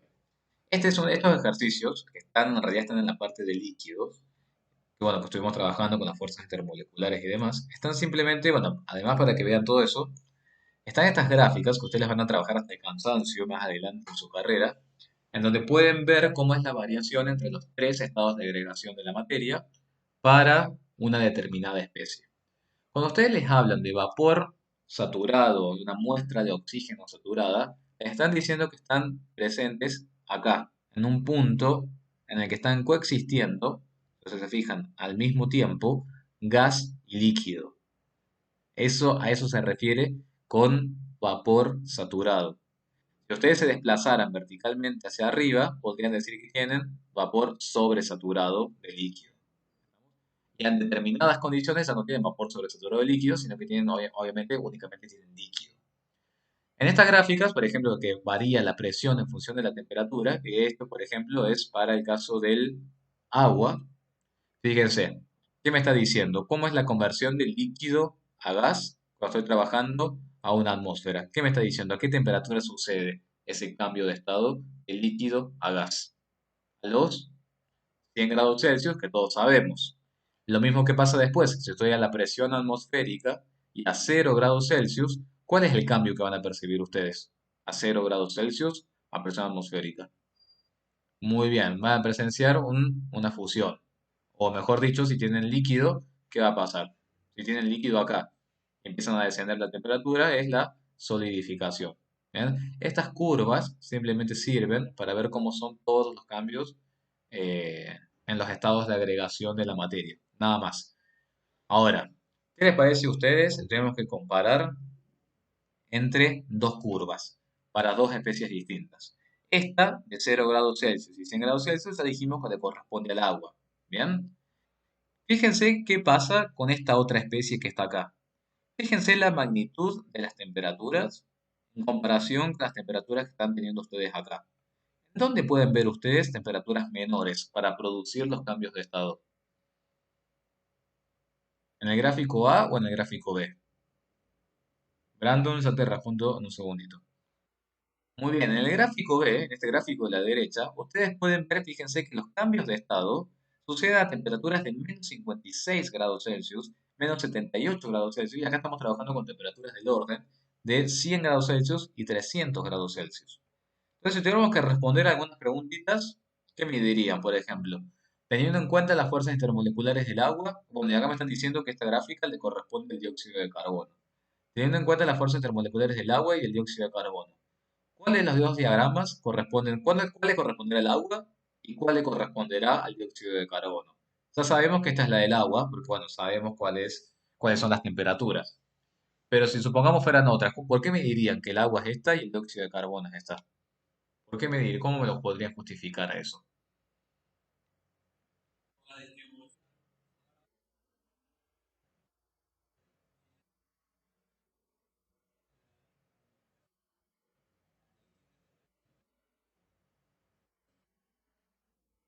Bien, pero hay algo fundamental que me permite a mí diferenciar entre dos especies o dos sustancias, por qué en unas me es más fácil cambiarles el estado y por qué en otras me es más difícil cambiarles el estado. Por las fuerzas intermoleculares. Lo primero, chicos y chicas. Bien, si ustedes tienen dos gráficas de este tipo y ven, por ejemplo, en una especie están trabajando con temperaturas de menos 56 y en la otra están trabajando con temperaturas de 100, ¿en dónde les parece que es más fácil inducir un cambio de estado? ¿En B o en A? Inducir un cambio de estado. ¿En dónde será más sencillo? ¿O requerirá menos energía? En B es menos costoso, menos energéticamente costoso generar los cambios de estado. Por lo tanto, si yo tuviera que comparar la magnitud de las fuerzas intermoleculares entre una sustancia y la otra, ¿en dónde esperaría encontrar interacciones moleculares más débiles? ¿En B o en A? Interacciones moleculares más débiles, obviamente, voy a encontrar en el gráfico B que le corresponde a esa especie. Y bueno, ahora, aprovechando que las tenemos, a las dos especies, una es el agua y otra es el dióxido de carbono, ¿les parece que es correcto eso que estamos diciendo en cuanto a la diferencia en las interacciones moleculares? ¿Qué me dirían ustedes? El agua, ¿qué interacciones moleculares podría formar? Habíamos dicho. El agua muy bien puede formar puentes de hidrógeno, exactamente. ¿Y el dióxido de carbono? ¿Qué pasa con el dióxido de carbono? ¿Qué tenía que saber para conocer ahora las interacciones moleculares? Perfecto, Santiago, muy bien. ¿Cómo se dieron cuenta de eso? El dióxido de carbono no puede formar puentes de hidrógeno, entonces ya sabemos que puede ser que tenga interacciones menores. Ustedes, como bien dice Santiago también, el dióxido de carbono, si ustedes hicieran la geometría Lewis, ¿con qué se encontrarían? Con que el dióxido de carbono es polar. ¿Qué geometría tiene el dióxido de carbono?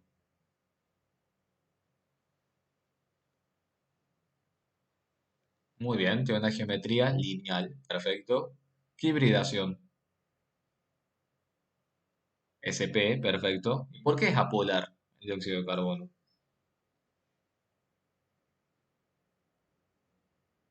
¿Por qué sería apolar el dióxido de carbono?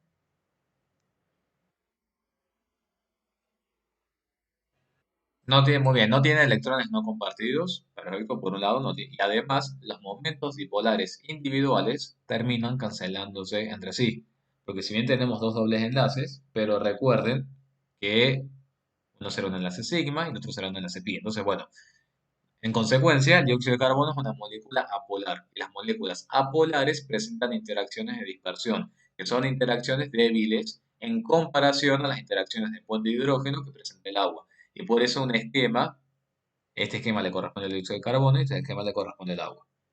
¿Cuál tendrá mayor presión de vapor? Me están preguntando después. ¿Cuál tendrá mayor presión de vapor? Muy bien, el dióxido de carbono tiene mayor presión de vapor. Perfecto, genial. Después, a ver, marque con un punto la zona alta del estado sólido. Bueno, esto es simplemente para que ustedes vayan trabajando y vayan leyendo en el gráfico. Eso es para eso. Para que ustedes vayan trabajando y leyendo en el gráfico. ¿Bien? Y marquen un punto la zona baja de estado sólido. Bueno, dentro de la misma zona, pueden marcar acá y demás. Es simplemente para eso. Si quieren, pueden ver el 30, si quieren lo pueden trabajar y analizarlo tranquilos ustedes. Pero bueno, era eso simplemente lo que les quería mostrar. Con esto, fíjense que estamos cerrando sólidos, líquidos y gases todos juntos. ¿Estamos? Lo que vamos a hacer ahora es ver, nos queda de ejercicio, vamos a hacer este ejercicio, que es de estiquiometría. Este ejercicio no lo podemos hacer todavía porque es con soluciones. Primero vamos a ver soluciones y después vamos a ver eso. Y después les voy a hacer unos comentarios del ejercicio 8. En un segundo, que acá me están preguntando.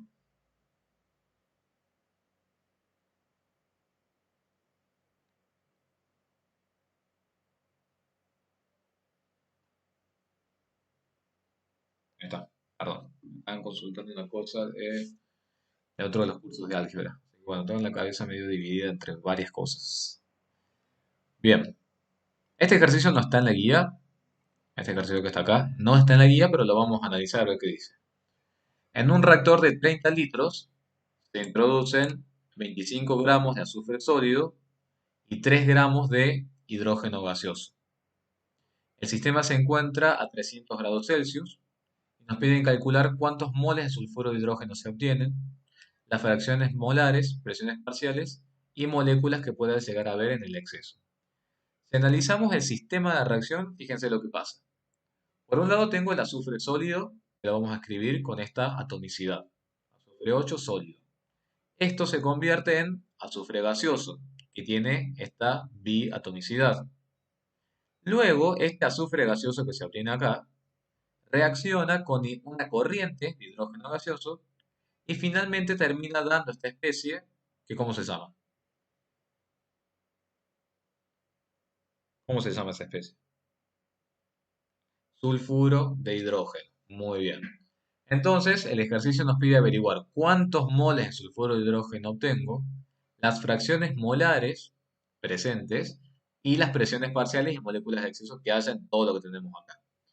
Entonces, primero tenemos que se introduce en el reactor 25 gramos de azufre sólido y 3 gramos del hidrógeno gaseoso.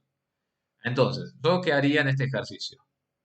Primero, a partir de los 25 gramos de este azufre sólido, vería cuánto azufre gaseoso se genera. Obviamente que si ustedes se fijan en esta reacción química, yo tengo azufre 8 sólido igual a 4 azufre 2 gaseoso. ¿Cuánto azufre tengo de un lado y cuánto azufre tengo del otro lado? La misma cantidad. ¿Lo pueden ver? Porque si bien cambia obviamente la atomicidad y el estado de agregación, la masa es la misma. ¿Se entiende? 8 azufres de un lado, 8 azufres del otro lado. Entonces, si yo cargo 25 gramos de azufre sólido y todo el azufre sólido se descompone, ¿cuánto azufre gaseoso tengo? ¿Qué les parece? Sí. ¿Cuánto azufre tendría? Si yo cargo 25 gramos de azufre sólido, chicos, y estos 25 gramos de azufre sólido se descomponen en su totalidad, voy a obtener 25 gramos de azufre gaseoso. ¿Qué pasa ahora con estos 25 gramos de azufre gaseoso? Esos 25 gramos de azufre gaseoso, ¿con quién van a reaccionar? Van a reaccionar con los 3 gramos de hidrógeno gaseoso que también están en el reactor. ¿Estamos de acuerdo hasta ahí? Cuando este azufre reaccione con el hidrógeno, van a dar el sulfuro de hidrógeno que yo quiero. ¿Qué habría que hacer entonces acá en esta parte? Yo acá escribí como corresponde la masa real la masa de la estequiometría, y acá yo escribí la masa de la reacción. ¿Qué habría que hacer acá? Muy bien, calcular el reactivo limitante. ¿Estamos de acuerdo hasta acá? ¿Cómo procedí entonces en esta parte? 64 gramos de azufre gaseoso reaccionan con 4 gramos de hidrógeno. 25 gramos que yo tengo en el reactor van a necesitar 1,56 gramos de hidrógeno. ¿Cuánto hidrógeno tengo yo presente en mi reactor? 3 gramos nada más, exacto. Por lo tanto, ¿el hidrógeno estará en exceso o estará limitante? El hidrógeno estará en exceso, muy bien. ¿Por qué? Porque tengo más cantidad de la que necesito. ¿Y el exceso cuánto será? Los 3 gramos que están en el reactor menos la cantidad que va a reaccionar. Es decir, ese es el exceso y estos son los moles que le corresponden. ¿Para qué me sirve hacer este cálculo de los moles? Para ver después qué cosa. Los moles en exceso. Muy bien, me sirve para ver después la presión final. ¿Cómo hago para ver cuánto sulfuro de hidrógeno? Muy bien, Rafael, exacto. ¿Cómo hago para ver cuánto sulfuro de hidrógeno se genera? Lo tengo que hacer a partir de quién? Del reactivo limitante, ¿bien? Que es el azufre gaseoso. Si un mol de azufre gaseoso me genera 2 moles del sulfuro de hidrógeno, los 0,39 moles, que le corresponden a esos 25 gramos, me van a generar 0,78 moles del sulfuro de hidrógeno. Entonces, al finalizar la reacción, ¿a quién voy a tener que tener presente? Voy a tener que tener presente al sulfuro de hidrógeno, que está presente en esta cantidad, y también voy a tener que tener presente al hidrógeno que no reaccionó. ¿Y qué pasa con el azufre? ¿Qué terminó pasando con el azufre? El azufre se terminó consumiendo en su totalidad. Exactamente. Entonces veamos qué podemos hacer. ¿Qué especies están presentes? Tenemos hidrógeno gaseoso, el exceso, y tenemos sulfuro de hidrógeno, lo que se generó, los 0,78. Entonces, ¿cuántos moles en total tengo en mi sistema? La sumatoria de estos moles más esos moles. ¿Me van siguiendo hasta ahí? Son los moles gaseosos totales que yo tengo. Con esos moles gaseosos totales, ¿qué puedo calcular con los moles gaseosos totales? ¿Puedo calcular la presión total que generan esos moles gaseosos totales? Veamos, ¿cómo calcularíamos la presión total? P por B igual a N por R por T. ¿Tengo el número de moles totales? Sí. ¿Tengo R? Sí. ¿Tengo la temperatura del sistema? Sí. Los 300 grados Celsius, que yo convierto a Kelvin. ¿Tengo el volumen de reacción? ¿El volumen del reactor? Lo tengo, que son los 30 litros. El reactor es de 30 litros. Entonces, fíjense que lo único que hice fue a los 300 grados Celsius llevarlos a Kelvin. Reemplazo y encuentro la presión total. ¿Estamos? ¿Se entiende hasta ahí? La presión total generada por todos los moles gaseosos. Y también el ejercicio me pedía averiguar cuáles son las fracciones molares de los gases. ¿Qué era la fracción molar de un gas? ¿Qué era la fracción molar?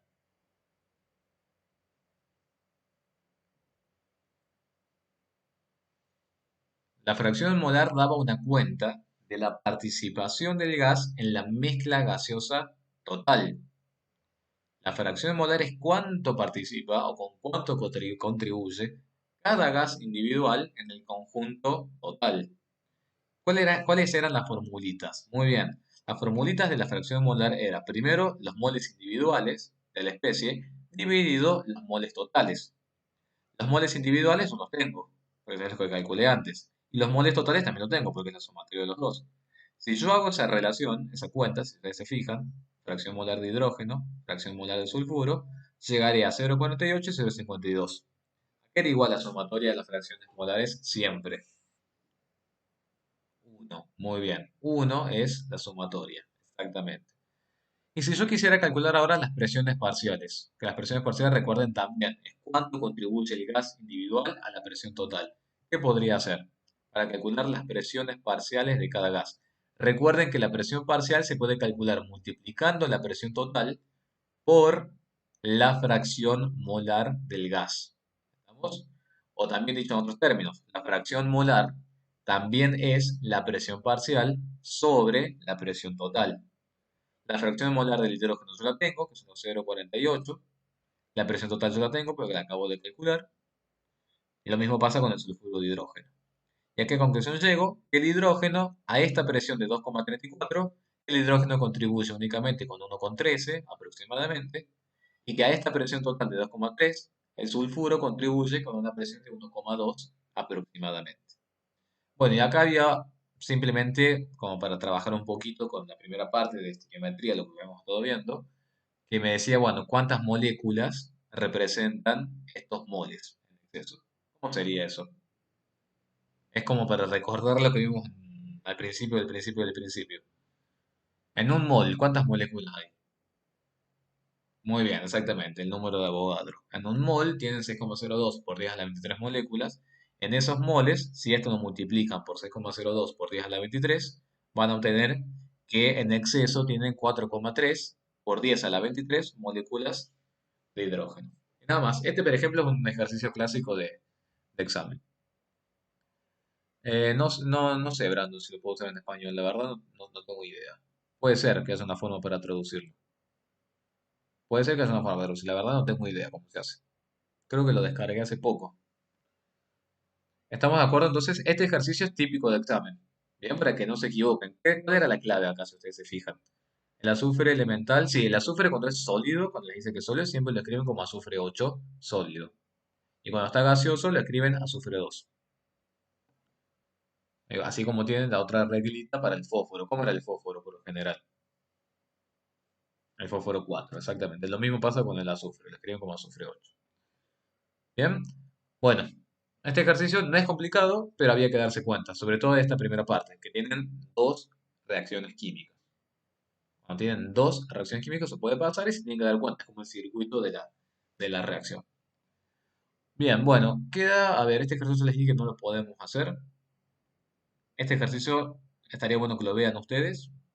Y si tienen algún problema me lo comentan. Es para determinar una pureza, así que lo podrían ver ustedes tranquilos y tranquilas y me dicen mañana. Y vamos a cerrar la clase de hoy, así que este ejercicio lo pueden ver, excepto la parte de solución. La parte de solución la vamos a ver después. Y vamos a cerrar hoy con este ejercicio 8, el ejercicio de gases, que yo entiendo que les haya dado un par de dolores de cabeza. Es entendible, porque no está tan claro el ejercicio como a mí me gustaría, pero bueno, vamos a hacer una interpretación. Podemos hacer el ejercicio y quieren preguntar otra cosa.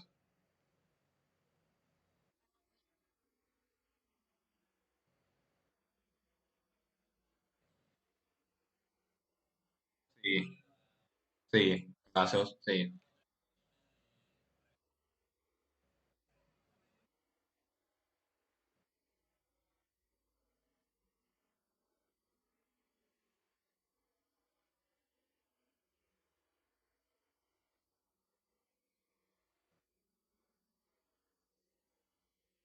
Es que en termodinámica todo el tiempo vamos a estar trabajando con más de una reacción. En eso sí, en termodinámica, cuando lleguemos a la semana que viene, todo el tiempo vamos a estar trabajando con más de una reacción. ¿Bien? Claro,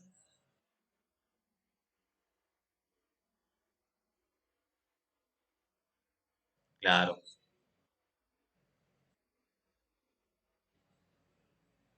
claro, exactamente. Eso ya lo vamos a ver en termo, exactamente. Acá me están diciendo en el chat, a ver, Mateo tiene una pregunta. ¿Qué pregunta? No me acuerdo.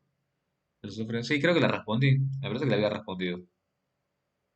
Sí, creo que había respondido. Perfecto. Genial. Bien, fíjense el ejercicio 8 lo que dice. En un recipiente de 2 litros de capacidad, o sea, ustedes vayan leyendo, o sea, yo lo voy a ir leyendo y ustedes vayan viendo el esquema en todo caso, para que se puedan imaginar. En un recipiente de 2 litros de capacidad se recogen 5 litros de oxígeno a 2 atmósferas de presión y 10 litros de nitrógeno a 4 atmósferas de presión.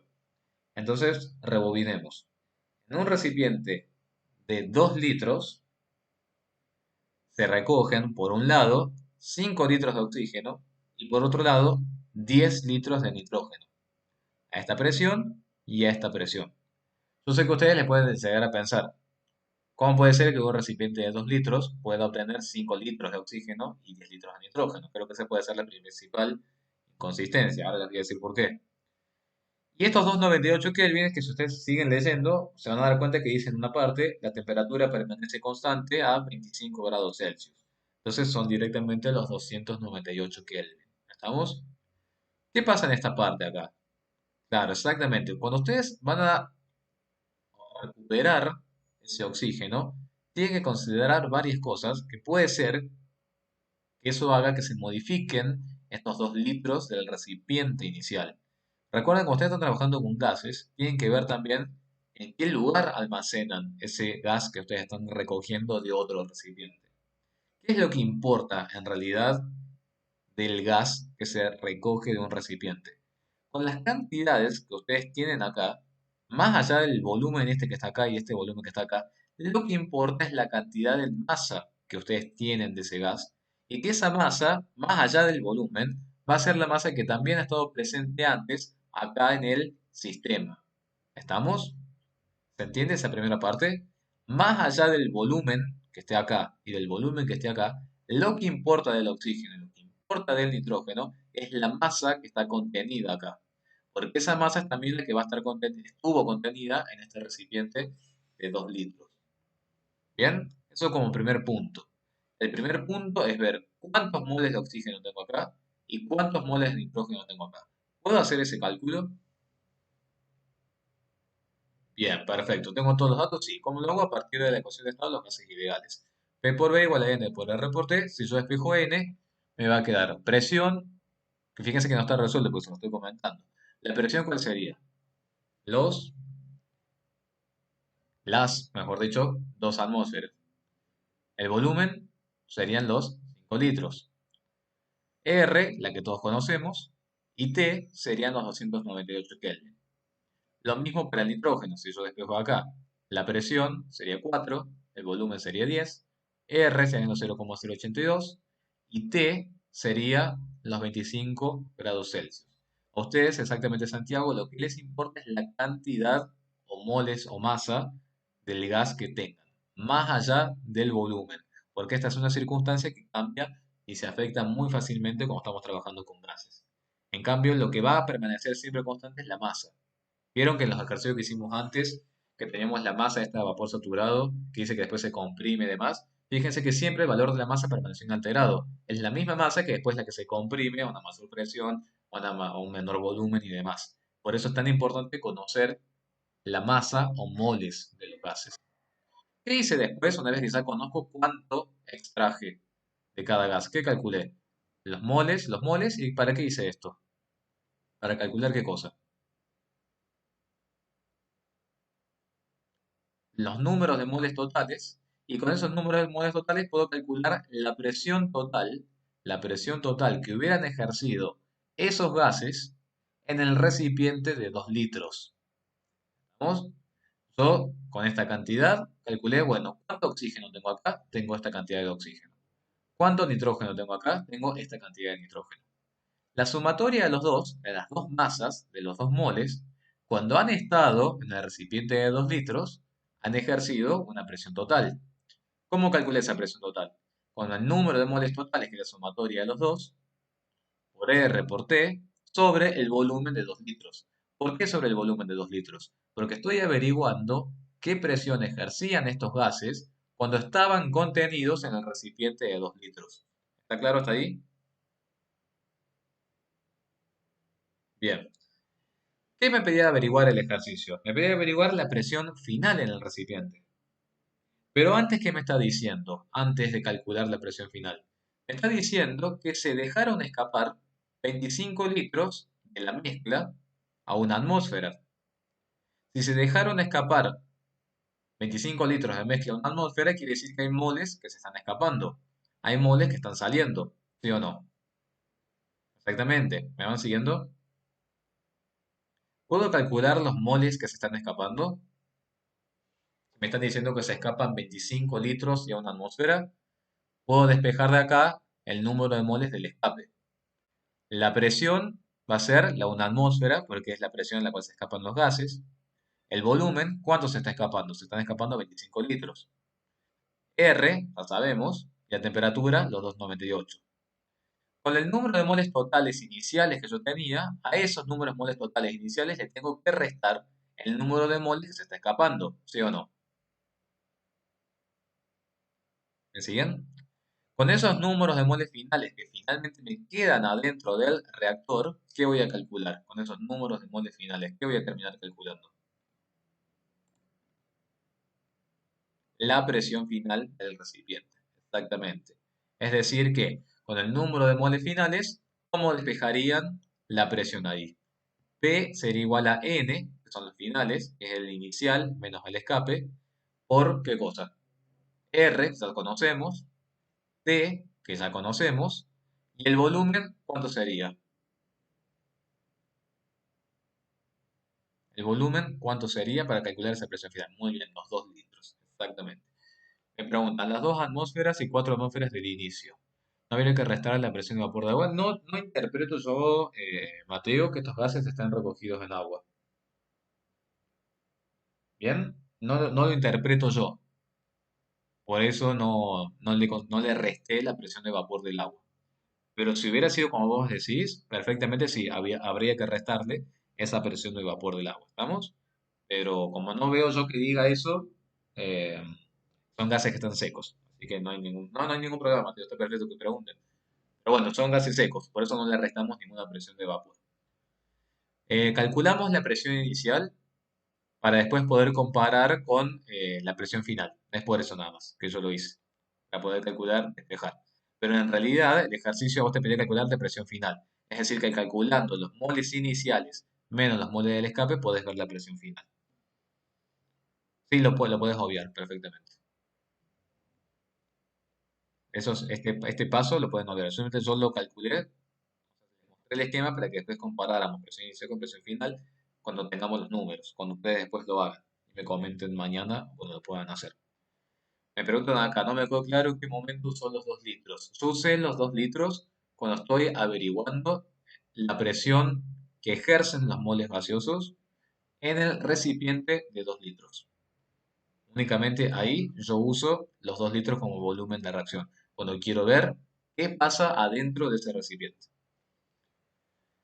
Y el peso que pide en realidad sería la masa, claro, porque después les pide averiguar, claro, la masa de oxígeno y nitrógeno contenido al final del recipiente. Bueno, acá, ¿qué van a decir ustedes? ¿Cuál será la masa? ¿Qué podrían hacer ahí para calcular esa masa? ¿Qué podrían hacer ahí para calcular esa masa de oxígeno y nitrógeno al final del recipiente? ¿Qué tenemos nosotros acá?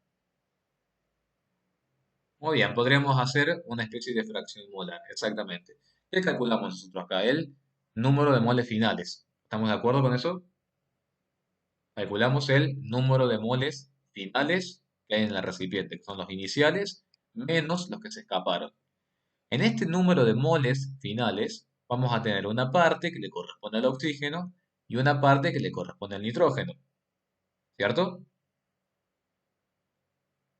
Ahora, ¿qué pasa acá? ¿Qué teníamos nosotros inicialmente? Teníamos los moles individuales del oxígeno, los moles totales, los moles individuales del nitrógeno y los moles totales. ¿Podría haber calculado yo acá la fracción molar? Acá yo podría haber calculado la fracción molar porque tengo los moles iniciales y tengo los moles totales. Quiere decir que yo acá, al inicio, tengo una idea de la relación que existe entre el oxígeno y el nitrógeno acá adentro. Es decir, si hay 0,4 y 0,6, está esa relación acá adentro. Esa misma relación podemos suponer, que no digo eh,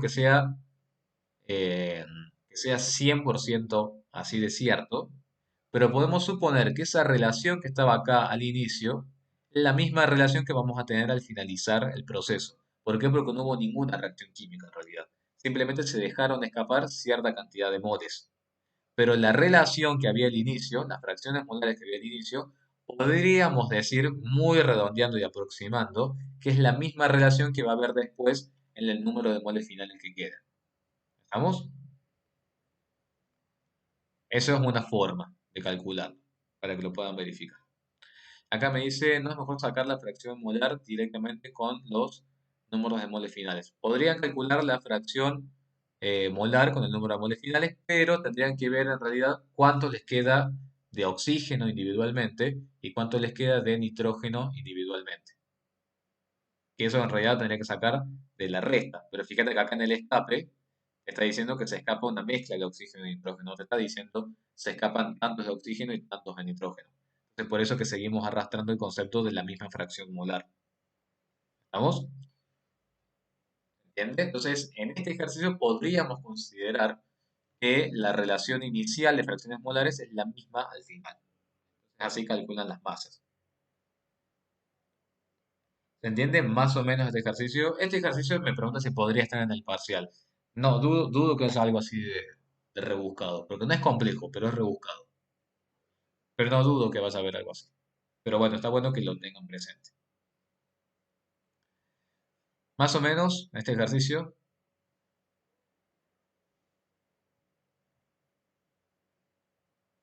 ¿quieren preguntar algo sobre ese ejercicio? La parte de las masas. ¿Qué parte no se entendió de las masas? En realidad, Ulises, la parte de las masas simplemente es lo siguiente. Las fracciones molares iniciales son las mismas que puedes utilizar después para ver luego acá el número de moles finales. Y nada más. Si vos conoces el número de moles totales finales y conoces la fracción molar, podés calcular la masa individual de cada gas. Es simplemente eso. Las mismas fracciones molares del principio las vas a utilizar también al final, como una aproximación. Eso nada más. Y ahí despejas la masa individual. ¿Estamos? Véanlo de nuevo el ejercicio. Véanlo, hagan el cálculo, revísenlo y mañana cualquier cosa me preguntan. Mañana vamos a comenzar con solución, o sea, la primera parte de la clase. Vamos a ver qué dudas tengan de los ejercicios de gases, sobre todo los de vapor húmedo y demás, y estos ejercicios de estequiometría. Y después vamos a arrancar directamente con soluciones. No sé si quieren consultar algo más, algo. Tienen que mostrar alguna otra filmina.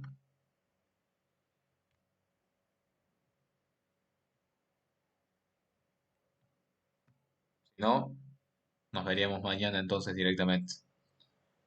Perfecto. Bueno,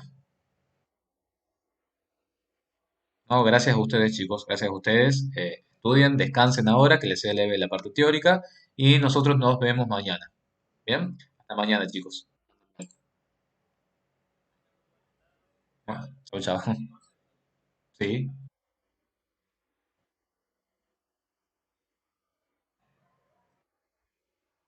Te respondo esta tarde, Pedro. Le pregunto a las profes y cualquier cosa ahí te digo, te aviso y me los envías. Gracias, Pedro.